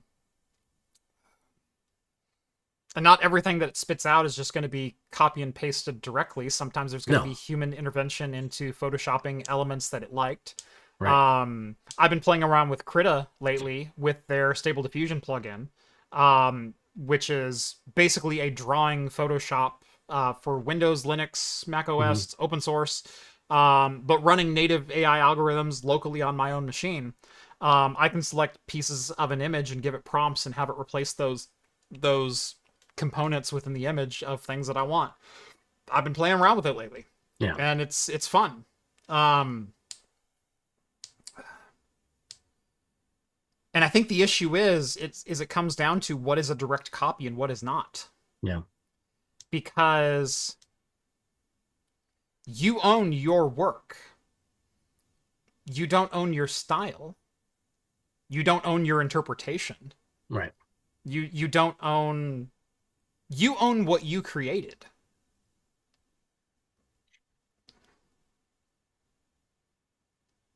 But not much else. Yeah, it's a very gray area, in my opinion. Let me be clear. The reason we're upset about this is because the corporations are going to use this. It's not because it's a robot. If I am a human, and I have aspirations for things that I want to create. And if I can use the robots to help me create, I mean, yeah, there's still, I mean, I still see everyday, not just big corporations, but like everyday people just joking around on Facebook and stuff like that, using AI to generate silly images, right? And they just post it for it. I doubt that there's going to be any monetary gain from that. Just people being funny. But we talked about this. It could be exploited. We talked about this in a very specific scenario not 5 minutes ago. Yeah. With Steve.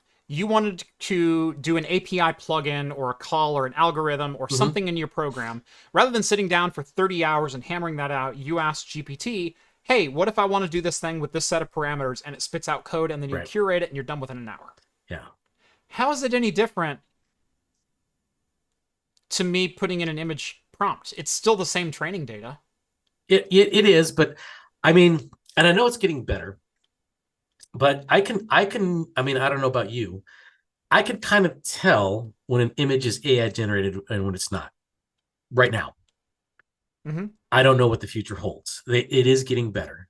But right now I could kind of tell. It just looks a little too surreal, a little too uncanny valley in some cases. Totally. But what is the difference between you saying, I am trying to write this specific program, and it training itself on the programming data of literally thousands of programmers that came before you. And it's spitting out an algorithmically correct and accurate version of the thing that you wanted based off similar prompts and similar comments of other programmers, versus I want a medieval castle scene with a dragon flying in the background and dark clouds approaching over the horizon of a grassy field in the style of DALL-E. Yeah. Well, guess what? DALL-E's being ripped off right away. There's a melting clock in the foreground. I mean, you're right in the sense that yes. Where's the difference? They're still both copying things from other things. Code is a little different because it's obfuscated from the public eye unless you're actually reviewing the code. Images it's still no less very a creative visual. outlet. I'm not disputing that. I'm just saying it's not as obvious, right? It's not as you take the code, you compile it, it's now in an exe or DLL or whatever. Yeah. No one's gonna know, right? Most people will not know. Right. You do an image, people are gonna see that. It's gonna be pretty obvious to a lot of people. So there is a slight difference when it comes to the public perception of it. Well, except for the last article we just talked about, where people are like, "Oh, this looks exactly like Apple's, weather app." But yeah, so there are some nuances to it. There are very much a lot of nuances to it. Look, as a creator, I don't necessarily fall 100% in line. And again, I know this is a nuanced and controversial take. Yeah, no. And I'm still exploring my own feelings about this, but I'm trying to approach the conversation honestly. Yeah. Because I think just saying it's stealing from creators is disingenuous. I think so too. And as are the statement by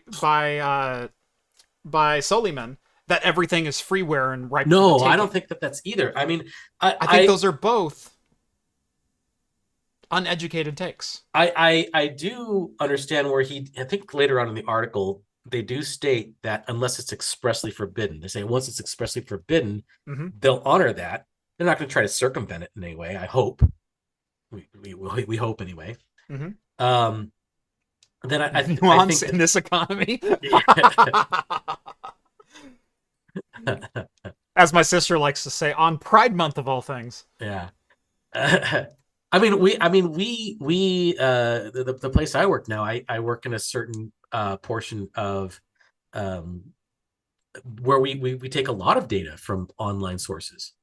We take and we curate it and make it a little more presentable and stuff like that.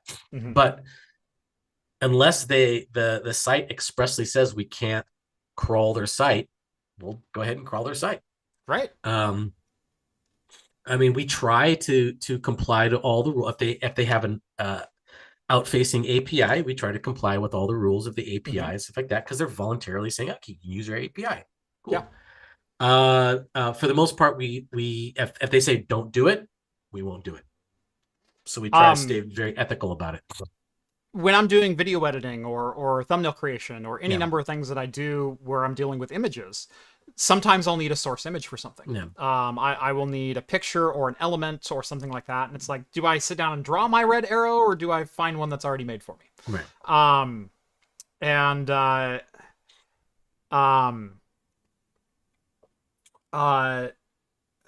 Same kind of thing. If I'm downloading an image, I will check to see if the image has terms of use, such as non-commercial. If it has if it specifically is non-commercial, I won't use that image in a thumbnail because I'd be generating money off that image. If it says free and open source Creative Commons, non-attribution, if I have an image in my thumbnail and it comes with an attribution license, I have an attribution at the bottom of all of my videos of where that image came from and how I used it. I honor that to the T because I'm a creator and I don't want to be stolen from, and I don't want to be stealing from anyone's hard work and benefiting for myself. Right. So it is something that I check, and I try to be completely above board with that. Right. I've missed a couple of times, and I've had a couple of people reach out and go, "Hey, I think you used our thing." Oh my gosh, I'm so sorry. Yeah. I'll remove it. I'll take it down. I'll license it. I'll do whatever I need to. It's not like you did it on purpose, to make it right. Right. Yeah. Exactly. But simply saying I as an artist created something and no one could ever interpret me, I don't know if you have that right. Okay, here's a kind of an aspect to it that might be a little different. Okay, you're an artist. Somebody likes your work. They interpret your work and do it in your style. That's flattering, right? That's flattering. Like they enjoyed your work that much that people want to copy your style. Do you know how many YouTube channels spun up in between 2019 and 2022 of doing tech and beer reviews? I don't. How many super small channels spun up in? Was there more than just you? There were quite a few. that were like, I like what Jeff does. I'm gonna start reviewing beer and build PCs. But that's flattering. It's like, oh, that's a great idea. That's flattering. I don't own the concept. Right. But when an AI does it, it's just cold and calculated. It's just, I'm just scanning and looking for stuff. It's not flattery. It's just like, oh, it's just what it is. What it is. I think that's the aspect that we're not really looking at. Because one is flattering, one is there's no personal connection to it. There's no personal connection, and so we immediately take offense because it's a robot doing it. However, when I want the robot to do my bidding, I have no problem using that. Yeah. It's like, and that's the point I was trying to make with the programming and with the API. You're still drawing off the creation I get it. Thousands that came before you. And that's still the distinction between what I was saying. What is the difference between programming and art? The visual between the obfuscated. It's like, it's kind of in the back ends. It's in the background that the user can't really tell. But when it's art, it's a little more visible. So there is that difference there. I'm not saying that both are the same thing. A robot is doing it for you. You're right in that aspect. But from the public perception, it's when you're doing with programming, it's more obfuscated. If done right. Anyway. Yeah. So the point I'm trying to make is this isn't really a black and white issue. No, I agree. The people who were attacking Microsoft and going, oh, I guess Windows is freeware now. No, because Windows specifically has license agreements that you have to agree to. Just like you want a place on your artwork that says we can't scrape it, Microsoft has things that says you have to freaking pay for it. Yeah. That's a boneheaded argument. It's a disingenuous argument. Yeah. As disingenuous as Suleiman's argument that everything on the internet is freeware. Right. But I feel he was a little closer to the truth than you guys were. And I'm as uncomfortable. I'm not comfortable with that either. Yeah. But the problem is, the reality of the situation is there is no legal precedent for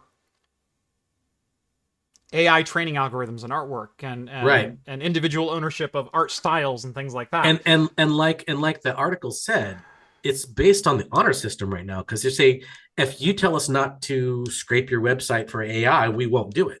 Mm-hmm. You're trusting them that they won't. Right. That as soon as other places spin up, unethical places start spinning up, that goes out the window. Right. Right. And pretty soon you're going to have to put measures into your website to block that type of thing. Yeah. If you don't want it copied, especially for, like you said, artwork. Which is extremely visible. And I mean, like even dealt with code. I think we even had another article, gosh, maybe it was like a year ago, where Xerox, or was it Xerox or HP? I can't remember which company it was, where they were copying and pasting their code into AI to bug check it. And then they ended up finding their code in other places. Was it Samsung? Okay, yeah. Samsung. But yeah, it's Xerox did that in the 80s and never copyrighted the mouse. That was a whole different situation. That was their problem, yeah. But yeah, I mean, it's a whole Wild West new technology type of a thing, where some people are trying to be kind of ethical about the whole thing, but pretty soon, some people won't. Yeah. So, do you think lawmakers are equipped to understand the nuances? No. No.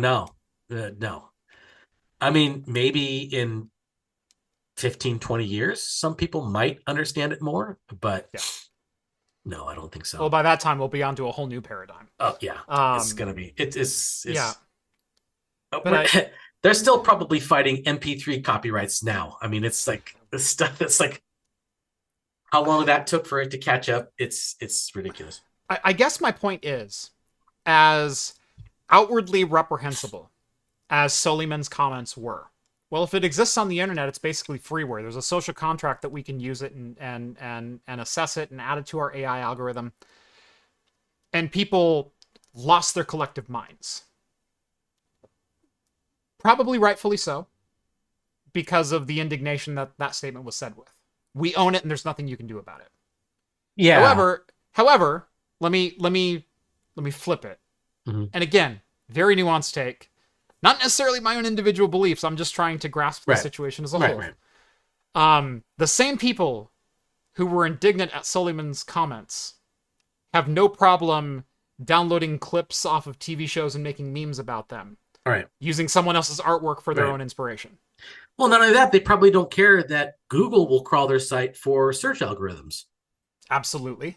They don't care about that because, Right. oh, well, if somebody searches it and there's a small result at the top, that's going to help me. They don't So care if somebody it's a crawls their robot data. working for Microsoft, it's bad. But if it's you in your basement making memes, making funny memes on Star Trek, That's good. That's it's good. totally fine, right? No, you're still appropriating someone else's creative work to your own use case. Yeah. We're taking fair use Microsoft laws. just streamlined the process. We're saying fair use laws attributes to an algorithmic robot. Yeah. Is basically what it is. Yeah. So I'm not saying it's right. I'm not saying he's right. But I'm also saying that there's a social contract that the essence of what he was saying is not all that inaccurate. There is a social contract that exists online that if an image is placed online, you could probably use it for your own benefit. Yeah. I'm not saying he's right. I'm not saying he's wrong either. But I'm saying everyone else does it. Yeah. And the only reason you're mad is it's a robot and it's Microsoft. It's the only reason you're mad. Artists deserve to be compensated. They absolutely deserve to be compensated. I, as an artist, if I got ripped off, I would be furious. I have been ripped off as an artist. I've been not paid for IT work. I've been not paid for music gigs. I've been not paid for dozens of other things. I've been stiffed on ad integrations. There's a couple companies that owe me like $4,000 each from like 3 or 4 years ago. Like, not even kidding. I've been stiffed before. It sucks. But did I copyright strike the sites that... Welcome back to cloud computing. As always, Yeah. I'm Josh, and today we're going to be opening an IPA and building a gaming PC. Right. No, because they're free to do that. Yeah. I don't own the concept. It's almost like, yeah, you can't sue Saturday Night Live for making a parody of you. Right. Yeah, same thing. Yeah. So, I'm not saying it's right. I'm just saying it is. Well, what else we got to go through? Yeah. Let's get everyone riled up here. FreeDOS. This one was kind of fun. I threw this one here just for fun. FreeDOS, the plucky little free and open source variant of DOS. The replacement for DOS that is supposed to be basically as cycle and line by line correct as DOS can get. Without the licensing and everything else, although now DOS 4 at least is open source. I'm still waiting on DOS 6.2.2. FreeDOS, 30 years into its life, That's still going on, man. is still being developed. God bless that guy. Number 2, it's getting official Windows 3.1 support this week. How freaking cool is that? There are dozens of people celebrating right now. Yeah. Maybe less, actually. There are tens of us. Tens of us that are celebrating the Windows 3.x support.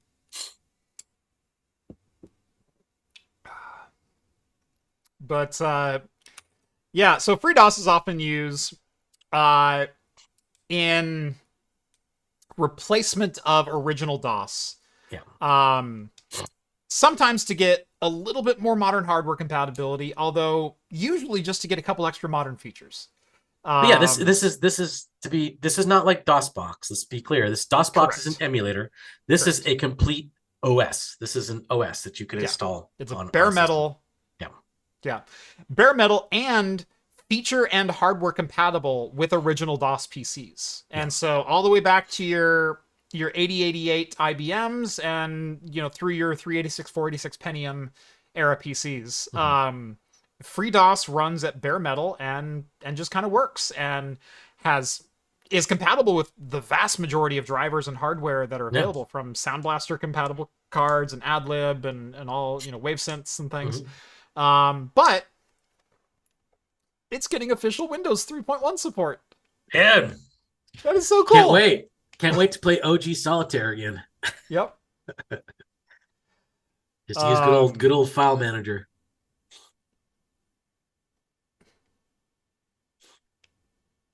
Yeah, so it was just a fun little tidbit. Small article. It's fun. Fun little talking point. Yep. This one was kind of cool. This one relates a little bit to right to repair. Yeah. But on the FCC side of things, not the FTC. Right. And that is the FCC is exploring a new rule that would require all carriers to unlock phones after 90 days.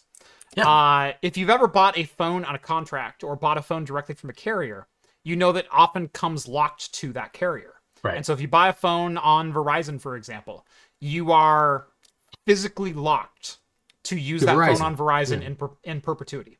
Yeah. And in fact, it was actually illegal not more than 4 or 5 years ago. Yeah. For you to unlock a phone that was carrier locked. Now, obviously, some common sense has taken over in that time frame. And there's actually a rule now that if you are no longer under contract, so if you didn't sign a contract with your phone or the contract has since expired, the mobile carrier you bought the phone for is required to provide you an unlock. They have to do it. They cannot say we don't support it. Oh, it's a difficult process. No. Here are the instructions. Click this, go here, do this. They have to do it. So my T-Mobile Galaxy, if I switch to Verizon, they have to let me switch to Verizon. Exactly. Yeah. Now there might be some hardware limitations with that because of CDMA versus GSM and all that kind of stuff. But yeah, they have to allow you to use it on another carrier's network. There's a new FCC rule up for debate right now. And they've actually issued a full press release that says even if you buy a carrier-locked phone and even if you're under contract, for the rights of consumers, it should be unlocked after 60 days. Yeah. Because who's to say that you didn't just buy a phone on a no-contract plan and you tried it out and it was horrible, there's no service in your area, and you need to switch. Right. Well, if you can't return the phone, that phone is literally a paperweight until 12 months later. Yeah, and you're still paying that contract. You're still working on it. Yeah. Right. No, so the new rule proposal is after 60 days, they have to provide you activation for it. Yeah. I fully support it. Yeah. I mean, it also opens up markets for phones for all different networks. Doesn't really matter what kind of phone you get. Mm-hmm. As long as it supports the network that you're joining. Right. Go for it. I have a Nothing Phone 1. Yeah. And I use it on Google Fi. Yeah. I don't even use the Google phone. I don't use a Pixel. Not anymore. I had a couple Pixels and both of them died. So now I have a Nothing Phone. But I have a Nothing Phone and it works on Google Fi and it's amazing. Let's see. More right to repair, but less right to repair and more like Magnuson-Moss Warranty Act violations. Mm-hmm. I'm surprised there wasn't a fourth company added to this list. We'll get to that. The FTC has sent out official letters of inquiry and correction to Gigabyte, Zotac, and ASRock, basically claiming Magnuson-Moss Warranty Act violations. And while the letters themselves were a little bit passive-aggressive, it did say if you do not change your policies and rewrite this, there may be penalties up to and including criminal charges in our next letter.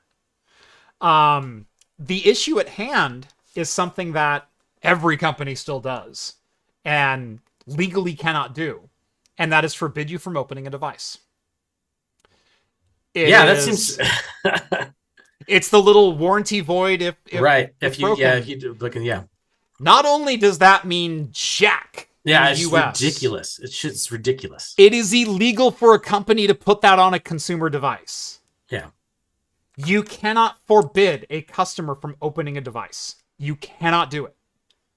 It is illegal for that thing to exist. Yeah. It is also illegal to, within your warranty and manufacturer support documentation, to even imply that if you open a device, your warranty is void. However, some of these companies have been put under a little scrupulation lately.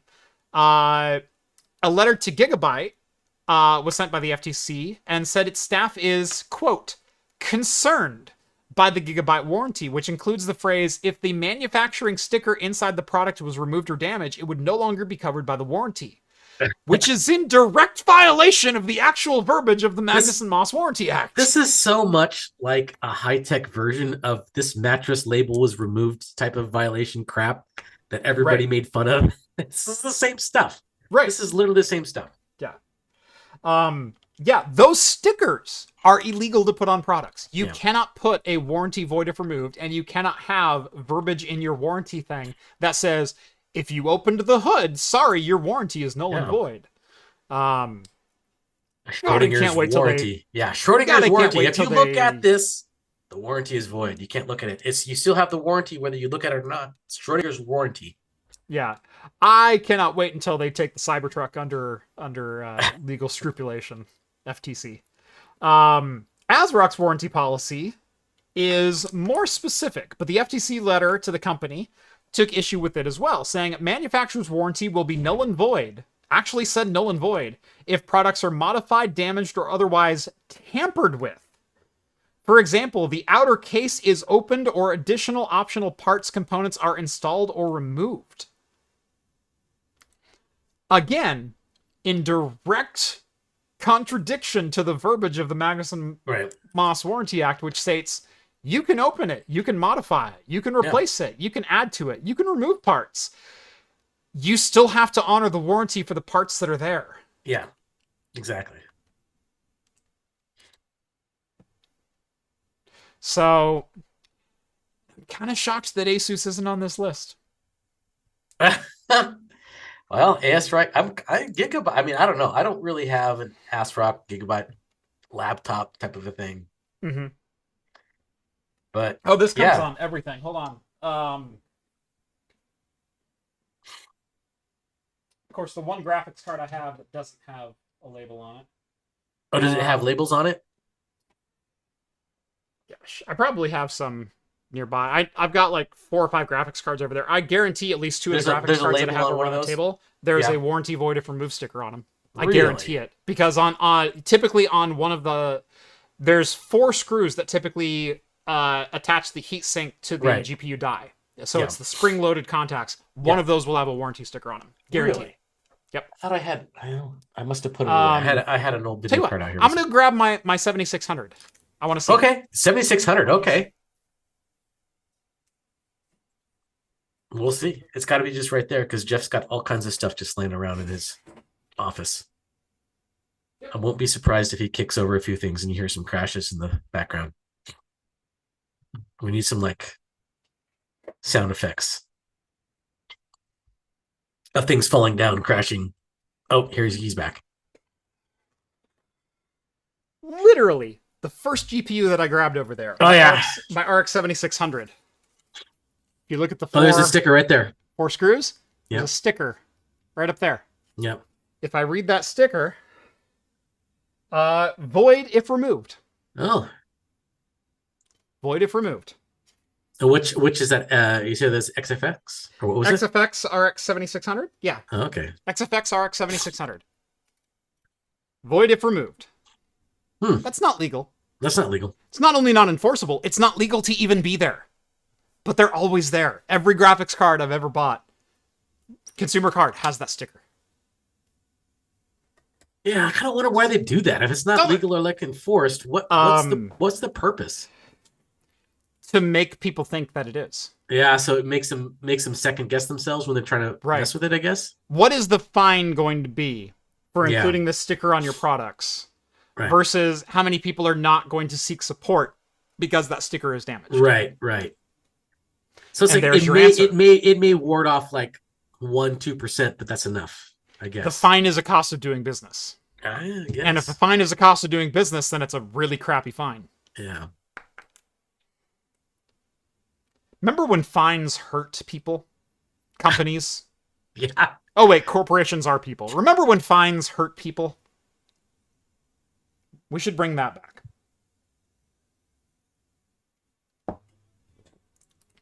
Let's see. And you had a couple gaming news things. Well, I had one kind of in the gaming news where it's like, why didn't they have this years ago type of a thing? But it's basically Steam. Steam finally, after years and years and years, has game recording a beta version of it, game recording beta version built into their platform. Yes. So, and I've kind of messed with it a little bit, and it's pretty good. It's kind of robust. They have basically two modes. They have the I want to press a button and start recording mode, and they also have the I will record X amount of minutes and then keep writing over that. So, like if you're playing and you happen to do something amazing, you're like, oh crap, I want to go back and clip that. Right, now I can hotkey that. Right, I can hotkey back segment. and do it. Right. That's pretty standard in a lot of like Xbox and PS, PlayStation stuff. But they're finally implementing that into Steam. But they also are opening up the API so that specific game developers can also put key moments into it. So, say for instance, we're playing Tiny Tina's, Wonderland. Right. We're getting to the final boss. The developers can put that as a key marker in the timeline of the recording, so that when you go back and look at the timeline, it'll automatically say, this is the moment that you entered into this point of the game, or this is the moment that this happened in the game. So you can just go back and clip that. So it's very, very, very convenient to go back and look at that and turn around and share. That's kind of cool. Yeah, that is kind of cool. I mean, of course, there has to be adoption for that. Yeah. But it's in beta right now. And if you're part of the Steam beta, you could try it right now.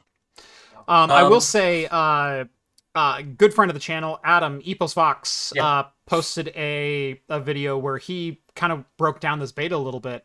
Quality-wise is on point. So he went at it specifically looking at video encode quality of Steam recording versus OBS screen capture. And his result was, holy crap, Steam game capture is money. Good. Well, I'm good. I mean, they must have taken their time, because it took them a long ass time to put this in there, because this is something like every single like console has had for a while. And also to all your Steam Deck owners, this is also Steam Deck compatible. So you can also, save your clips on Steam Deck. So there's a lot of good features in there, still in beta, but definitely worth checking out. I messed with it a little bit. Pretty easy to use, pretty easy to configure. And I've only kind of just maybe like 45 minutes. That's all I mess with it. But yeah. Nice. No, I haven't checked it out yet. I watched the video on quality. I wasn't aware it did clip or segment recording. It does both. Yeah. That's a cool feature. Yeah. That's a really cool thing. So we got a $2 donation from Patrick. Thank you very much, Patrick. Come on, thanks, guys. Patrick. Like button and Dono Train. Choo-choo. We got a couple minutes left if you want to toss some donations in. We'll see if we can read a couple. But there's one more bit of gaming adjacent news. Sure. And that is a collaboration I don't know if anyone saw coming. I thought he had to finish another project first, but apparently not. I think this is the case of like, I don't want to finish it, so I'm going to focus my energy on something else type of a thing. Yeah. Yeah. They already ruined it, so why bother? Yeah, exactly. I don't know if a lot of you knew, but George R.R. Martin, very famous for Game of Thrones, Song of Ice and Fire, if you want to be more technical, helped write the storyline for the latest Elden Ring DLC. Mm-hmm. And once that was known, I guess there was a blog post that he had written, because there were some rumors about possibly doing a movie or a TV series on Elden Ring. And he basically said, he's like, not a word, nope, not a thing, I know nothing, I've never heard of Peep for Me, nope, Mama Moore's what, nope, I've never heard of it. Basically denying everything in the thing that, yes, it's probably happening type of a thing. Denying everything to say that, yes, it's probably happening. So kind of, I mean, yes, it's still a rumor, right? Because he's saying, no, it's not happening. But he's denying it so much that yes, it's probably happening. It's probably happening, right? Yeah. I know nothing. I saw nothing. I don't know nothing. Yes, right. I know nothing. I saw nothing. The classic Hogan's Heroes thing. Yeah. This is Paul George saying he wants to retire in Oklahoma. Oh, wait, no, was that the Clippers? Oh, no, that was...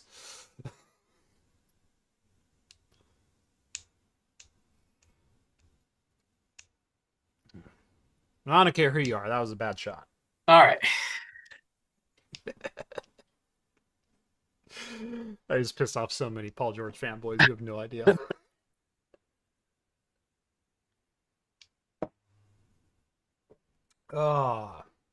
Anyway, yeah, we got a couple minutes left. Do we have any other stories that we didn't get to? I think that was it. Yeah, no, we did. I don't know if we want to wrap it up. We got through every story tonight. We did. We got through every single one. I mean, we're a little bit over, but not too much. I mean, 10 minutes over. That's not over. That's not too bad.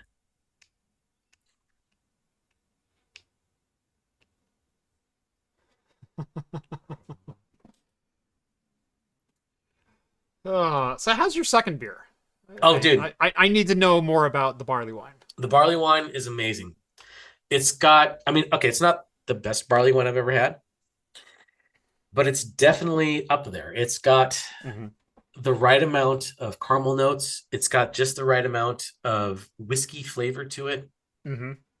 Not too bitter, not too thick either, because I know I've had some barley wines that were just like kind of really viscous. This is kind of like the in-between mode where it's like kind of smooth and thick, but not overly like it's like syrup in your mouth. Yeah, it's not syrup in your mouth. It's kind of just right there. Some barley wines do push that a little too far. They do. Yeah.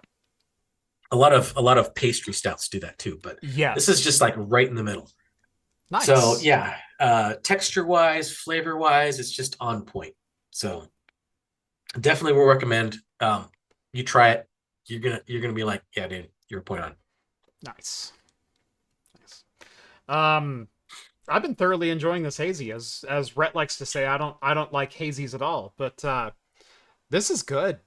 Yeah, this is really good. Double dry hop usually is an indication that it's going to be enjoyable because a lot of that hop juiciness comes forward. All those lupulins just seep in there and just super juicy. Dig in there. Very orange flavored or orange forward citrus. Right. But very, very smooth. Right. Like this ain't your grandpa's hazy. Right. Super enjoyable, super approachable. Not too thick. Like even hazies have a tendency to get a little bit thick or heavy bodied. This one stayed nice and light and enjoyable. Yeah. It's always the end. I still have half of mine though, so I'm gonna save this for the after party. It's 13%, so it's like yeah. Well, you got something else you can enjoy later. I probably do. You got stuff in the wings. It's fine. I mean, I got options. Yeah, you got options. Just saying. So, no.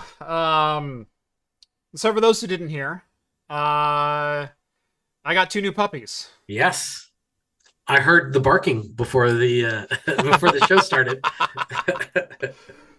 Might have cut through the audio at a couple points. A little bit. I'd be surprised if it didn't. Yeah. So for those who don't know, a couple months ago, we got hit pretty hard as a family. We had a family dog named Ruby. She was 11 years old, and was perfectly healthy up until literally just a couple months ago. We let her into the backyard one day, and let her out for an hour or so. Let her back in, and she's not putting any weight on her back left. And I went, oh no, she's hurt herself. She stepped on a thorn. She did something. Mhm. And she's done this once before, where she comes up limping a little bit, and then 3 hours later she's fine. It's like, all right, well, we'll let her sleep it off. We'll see how she's doing in the morning. She's getting a little older now. Yeah. It's gonna take her a couple hours to bounce back. Woke up in the morning, still not putting any weight on it. All right, so let's keep her chill today. Let's relax. Next day, still not putting any weight on it. So we took her into the vet, and took her in, and I don't remember what she tore, but she tore essentially her ACL. It's not the ACL in a dog; it's a different ligament strand set, but essentially an ACL tear. And it's like, oh, that's going to be 6 to 10 months of surgery, rehabilitation. That's a lot. Right. But yeah, okay. She's 11 years old. She's probably got 6, 7, 8 years left. Sure. That's, and a slow knee is not going to slow her down. Like, let's do it. While we were in the vet getting checked on, we noticed a mass down in her midsection. So they biopsied it. Turned out to be a mast cell tumor. So fairly developed cancer. In a, I'm not going to get into specifics, but a location that was not operable. And so even if they operated, number one, the operation would be 3 months of recovery. Oof. They cannot do both things at the same time. They can't operate on her knee and replace her knee, and also operate on her reproductive organs and do the recovery at the same time. She won't make it. And so they said, and we don't know anyone who would do that. Yeah. But the cancer is so aggressive. Even if we go in and tear out every last bit that we can, it's in a location we're not going to get at all. And within 6 months, it's going to be back. And the location that it's at, it's going to start affecting it. It's going to eventually block her urinary tract, and it's going to kill her. And so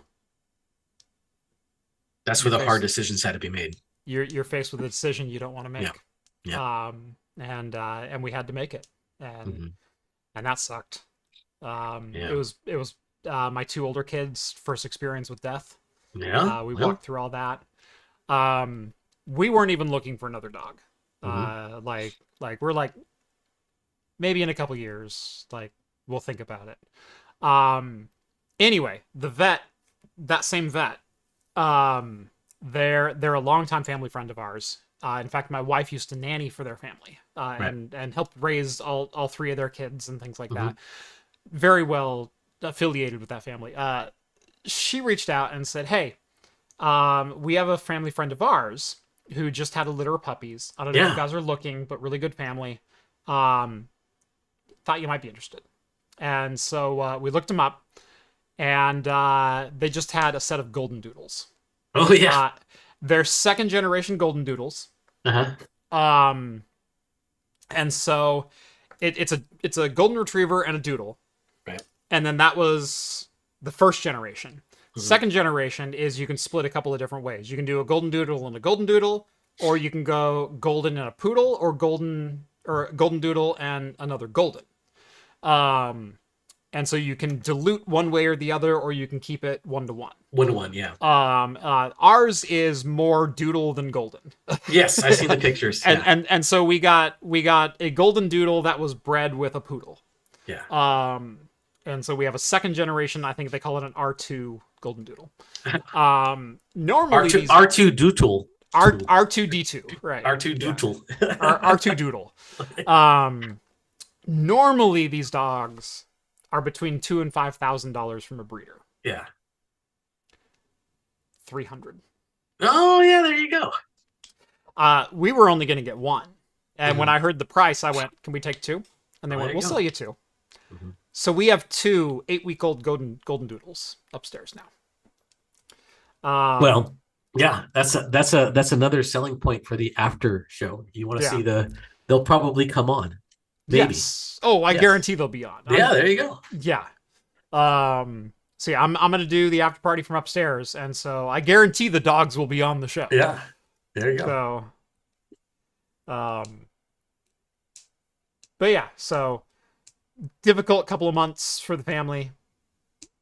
A couple of months ago, and you know, death is always hard, but when it hits so suddenly and unexpected, it's definitely. like, you know, Ruby went from perfectly healthy and happy and the goober that she was to, and we took her home after her diagnosis, and we went, let's give her the weekend, let's decide. That weekend, her energy went to zero. She stopped eating, she stopped drinking. Like, it was the knee injury was enough to slow her down and realize she was in pain. Right. Mm-hmm. And then everything else set in. And yeah, that was not a fun week. So whenever you're leaving angry Linux comments on a video because someone didn't do something right, realize that I'm still a person. That like, things are happening in the background that you're not privy to. You still have a family. You still have things going on. Yes. I still have 3 kids and a wife. You're not an automaton. Yeah. Right. I'm not AI yet. Yeah. But yeah, so we gave it, it's been almost 3 months now, but like I said, we weren't looking for a dog, let alone 2. Well, I'm sure your kids are just loving it now. The right situation, the right breed, the right price, the right time just kind of went, and we have a pair of 8-week-old golden doodles now. There you go. So anyway, all right. It's been fun. It has been great. But I'm gonna let Steve finish his barley wine in the after party. Sure. Yep. No dono train. I tried. I appreciate the attempt. Yeah. I will say viewership's a little low tonight. It's kind of holiday weekends are weird. Yes. Especially this is the advent of a big epic 4-day weekend. Right. So I understand. It's fine. Yeah. Yeah, normally I've been trending upwards of like 200 concurrent. I've been doing like 125 tonight. We did peak up into like the 150s, 155, 162, something like that. But definitely a down show overall. I appreciate the attempt. Let's get a dono train going next week. And I'm still noodling around the potential of doing like weekly merch giveaways for viewers of the show. Yeah. So how that'll work, we'll have to figure that out. But I'm still working on the logistics of how that would work and what the overall cost of that would be, because I'd be on the hook for shipping. And God, if someone wins from like Lithuania or some crap, God bless you. Yeah, and I want to make this a global giveaway because everyone always complains it's not global. Yeah, I guess say U.S. or Canada only or something like that. Right, exactly. Yeah. So, you know, I want to make this a global giveaway, and I want to make good on that. But good God, some of you live in the most awkward places to ship to from where I am. Yeah. You Northern Ireland peeps, you Queensland, Australia, you New Zealand, you offshore Icelandics. Right. I don't know if you know, but getting things to you is a lot of money. Postage to Australia isn't too bad. Yeah, for a postcard. Yeah. And I hope you don't want it in the next 6 weeks. Although I will say, I shipped off a bunch of beta units for Axe Effect. Northern Ireland was not only the most expensive, but also arrived 3 weeks later than other review units. Oh, wow. So, yep, I'll be in a sec. All right, that's the cue. That's the cue. All right. Yeah, I got the, hey, Dad, your show should be over. Anyway, thank you all so much for watching. This has been episode 341 of Talking Heads. Join us every Wednesday night at 6 p.m. Pacific time for the latest in beer and tech news right here on YouTube or on Spotify or wherever your favorite podcasts are found. Like the video, subscribe to Craft Computing if you haven't done so already. Head on over to craftcomputing.store, pick up one of our nucleated custom laser engraved pint glasses that are designed and built right here in-house. Yep. We've also got coasters, whiskey stones, rocks glasses, bottle openers, everything you need to start drinking like a pro. Should be a new video out in the next couple of days. Working on getting that done. Shot the majority of it today. Think it's going to be an interesting one. It's a project I didn't want to revisit, but then that project landed back in my lap, and I hate it all the much more now. But anyway, thank you all so much. Have a wonderful holiday if you're in the US. If not, have a wonderful Wednesday, Thursday. Hope you have a great weekend. And as always,